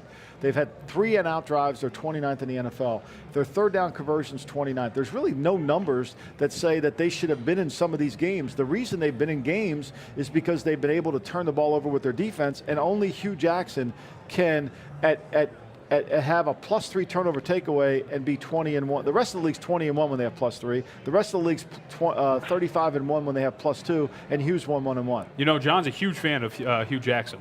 Oh, because he's making money on him. It shocks me every week. I'm stunned that Hugh Jackson continues to have his job. And there was some offshore book put up odds on the next coach to be fired, and they had Sean McDermott favored, which I thought was ridiculous. Oh, yeah. I think Sean McDermott is doing as good of a job as you possibly could do with Buffalo. He no somehow doubt. got them to the playoffs last year. He's won 2 games this year. I mean, that guy shouldn't even be anywhere near the hot seat. Hugh Jackson should be on the hot seat. Hugh Jackson should be the favorite in anyone's mind to be the next coach fired. I can't believe he hasn't been fired already. Think about this. It's a harder job to get than the United States Senator. There's only 32 head coaches, and yet this guy has proven time and time again that he can't actually coach. The numbers are so bad. He blames everybody else except himself. You just got – look, I worked for Jimmy Haslam. Jimmy Haslam's a competitive guy. He wants to win. He fired me after 1 year, traded Trent Richardson for a first-round pick and got fired. Thank you very much. But anyway, so I'm not bitter. I'm not bitter. That was a hell of a trade, by the way. That was a hell of a trade. I got fired. Yeah, I know. Yeah, tell Haslam that, And meanwhile, Hughes racking up all these numbers. I mean, it's phenomenal. And I mean, the rest of the league is doing. John Dorsey's probably pulling his hair out from underneath from him all the time. Let's talk about the game that interests me. JVT and I talked about it, John. Baltimore, Carolina. I don't understand why Baltimore's getting so much love, and yet they're such a bad road team. I know they beat Pittsburgh, and I know they won in Tennessee this year, but they did lose to Cleveland in overtime. I think nobody trusts Carolina, Mike. I think that's what it comes like. Nobody trusts Cam Newton week to week. He's so inconsistent. Baltimore coming off of a disappointing loss last week, but the Ravens have been playing really good football, maybe the best defense in the NFL right now, and people just do not want to back Cam Newton, even as a small underdog here at home. Carolina, the great comeback last week, the miracle win against the Giants, I think 3 weeks ago. Really, their record could be a lot worse than it is. Yeah, but you're going with Joe Flacco now. I mean, if you don't like Cameron Newton, then do you like Joe Flacco? Joe Flacco on the road averages under 70. And, I mean, look at his turnovers on the road. Look at the Ravens' turnovers when they go on the road. I mean, it's in the last 5 years, it's 70 turnovers. I mean, it's since 2016, they had 2014, I'm sorry, 70 turnovers on the road. And 2016, they've had 28 turnovers on the road. I don't see how, Cameron gets a lot of crap for being inconsistent, which he is. Yeah.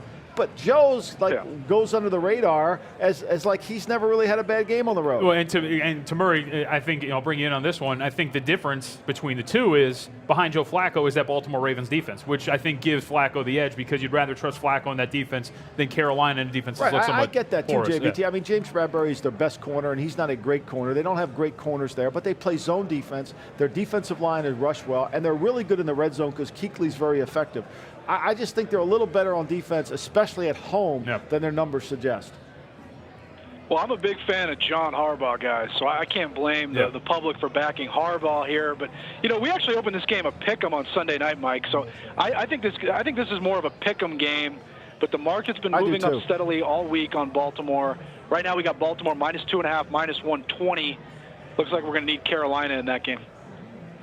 John Murray with us, and of course you can find John over at the Westgate. He is the director of the Superbook at Westgate, Las Vegas, and you can hear him on the Vegas Stats and Information Network regularly. All right, John, let's go to a couple games that really haven't moved too much. We'll start with Indianapolis and Oakland. We're starting to see now it creep towards 3.5. But what have you guys been sitting on here with the Colts and the Raiders? Because, of course, being in Las Vegas, it is somewhat of a Raiders town. They do get some support, but they seem to be in these ultimate, what I've been calling it, the buy low spot. John, it's a Raiders town when the Raiders are playing well. I mean, the public will turn their back on a team in an instant, and that's what we're seeing with the Raiders. Right now, the Colts are -3, -120 on the road. Tickets are about 4-1 on Indianapolis as a road favorite. Colts offense looked very good last week. Andrew Luck really settling into that Frank Reich offense, and obviously the perception, as you know, is that the Raiders have quit on the season, and they're just looking to the future right now. So the public is all over the Colts.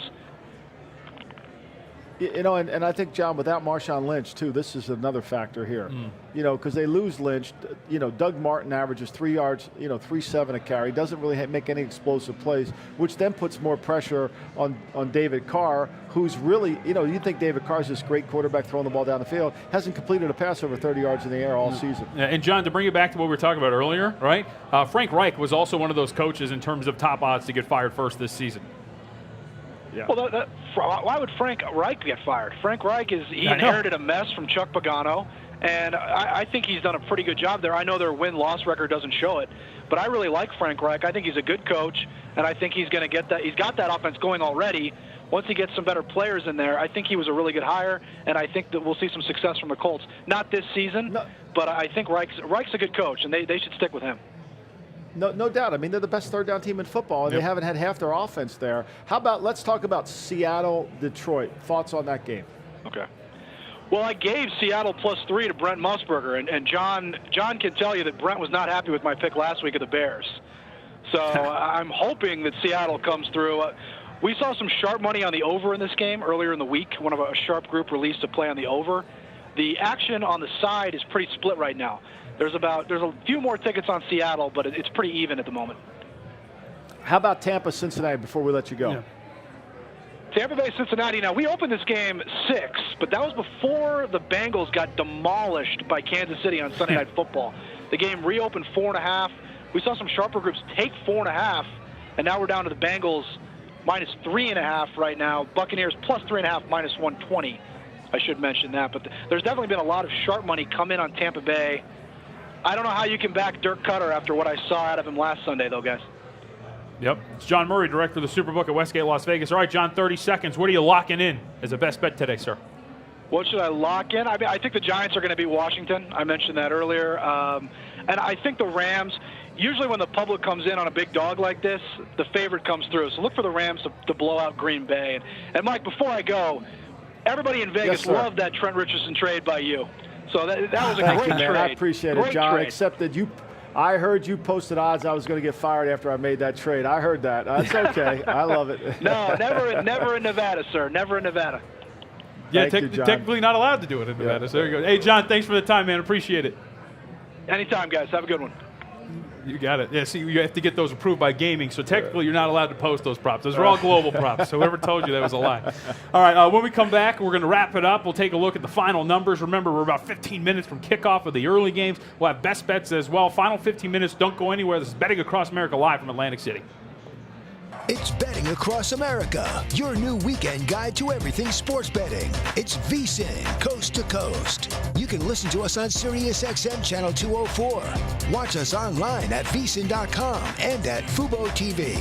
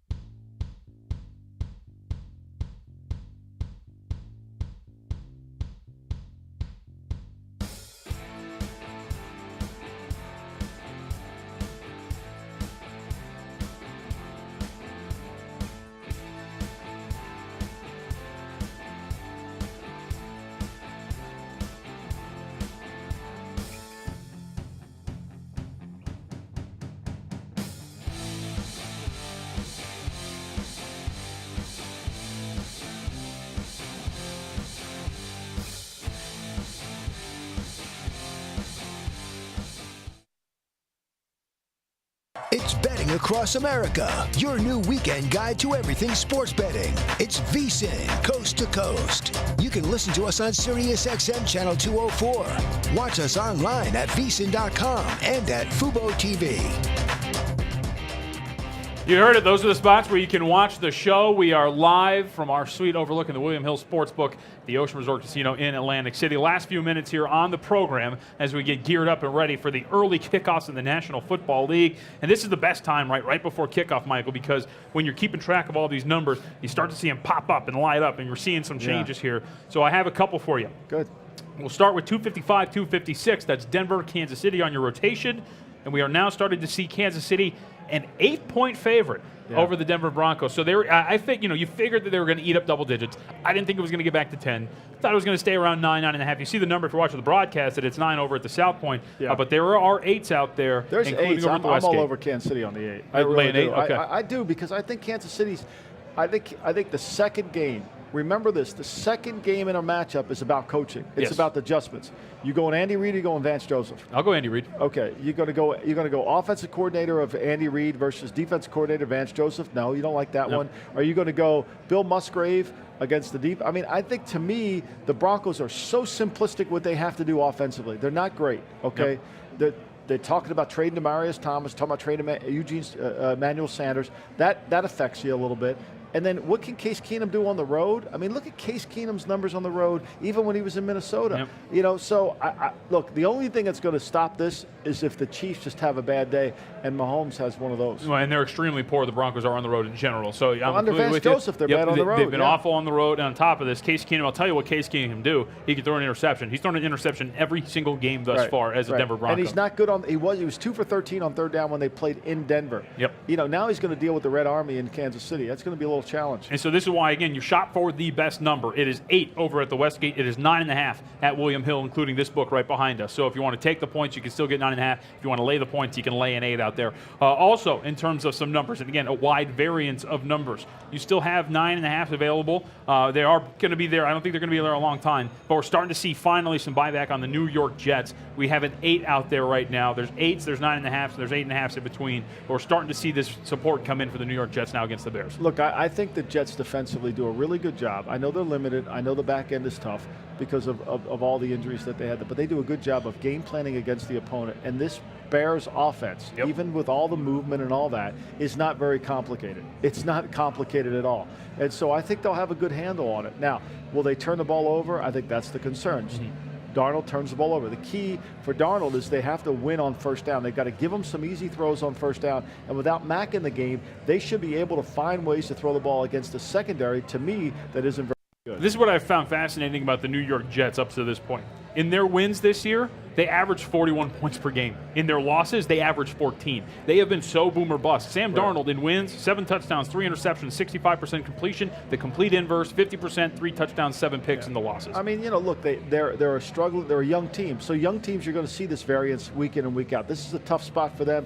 Home field advantage for the Bears. I don't see it as it's tough to play in Chicago. I think the wind is going to make it even factor. That can even it out because we know this. Trubisky doesn't throw a ball with great accuracy. And so when you don't control the ball with your arm, I mean, his ball ducks down. You could just see it by the back end of the ball. He doesn't have control over it. And so he can't put it where he needs to. And when you're dealing with wind, that even becomes bigger problem. Quincy Enunwa out. Robbie Anderson dealing with an ankle injury. He's out. Tremaine Johnson, he's out. So there's a lot of injuries, especially in the back end. And that's why the line's moved. Nobody's telling me the line's moving because they're falling in love with Mitchell Trubisky. There's no way. Yeah, that is exactly right. All right. Also, we've seen some movement here in terms of Baltimore now officially a 3-point favorite in multiple spots, although the juice is even money. So if you want to lay the 3 points, you're getting even money here with the Baltimore Ravens taking on the Carolina Panthers, a game we went over with John Murray. It's 2.5 over at the South Point. It looks like by the time maybe, we still got some minutes here, that it could see 3 in multiple shops, and they're going to close as a field goal favorite. I am still surprised that people don't like the Panthers. I like the Panthers. I think they give up a lot of yards on defense.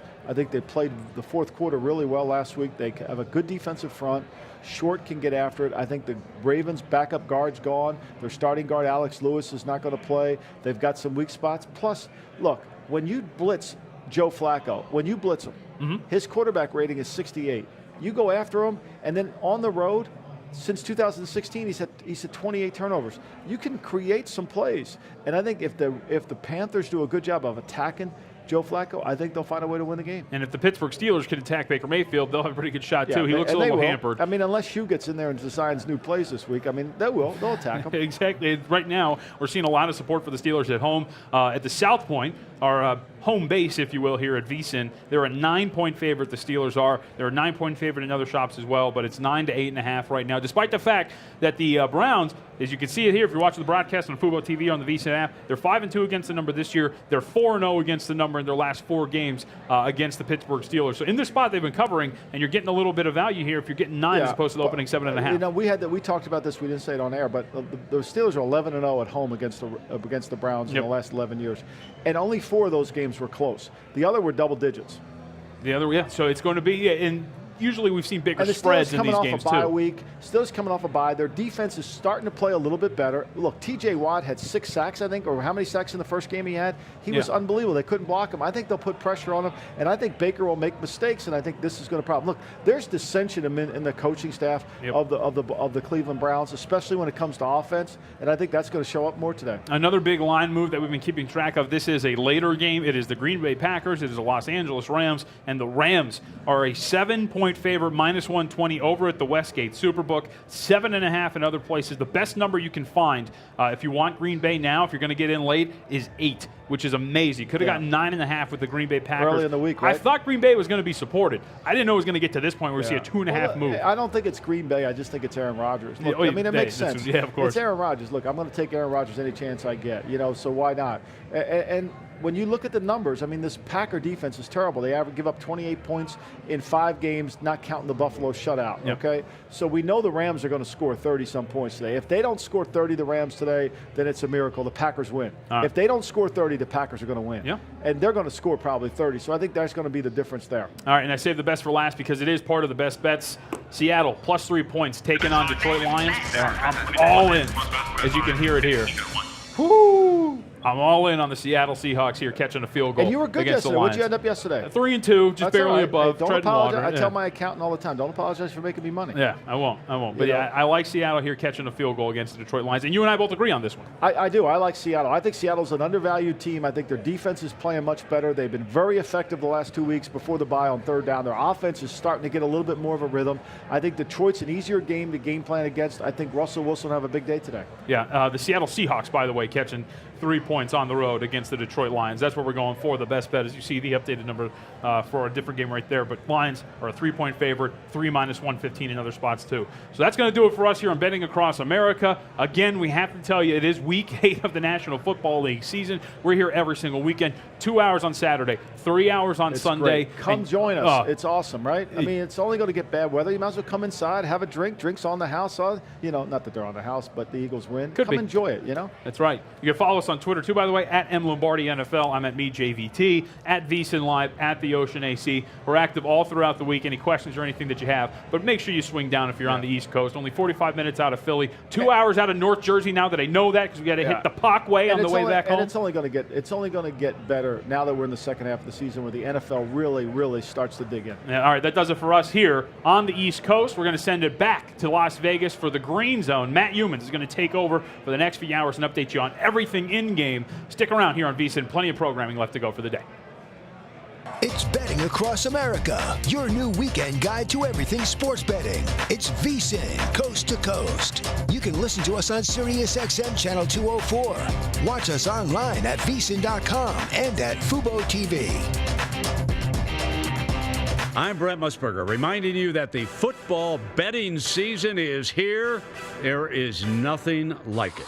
Are you ready to celebrate the thrill of victory and cash a ticket even on defeats? Sharpen your edge now with the help of Matt Humans, Dave Tooley, and the rest of my guys in the desert. We'll get you prepared for the football season with exclusive handicapping stories and data that you won't find anywhere else. Go to vsin.com/subscribe for the package that makes sense for you, including a 1-week trial at no charge.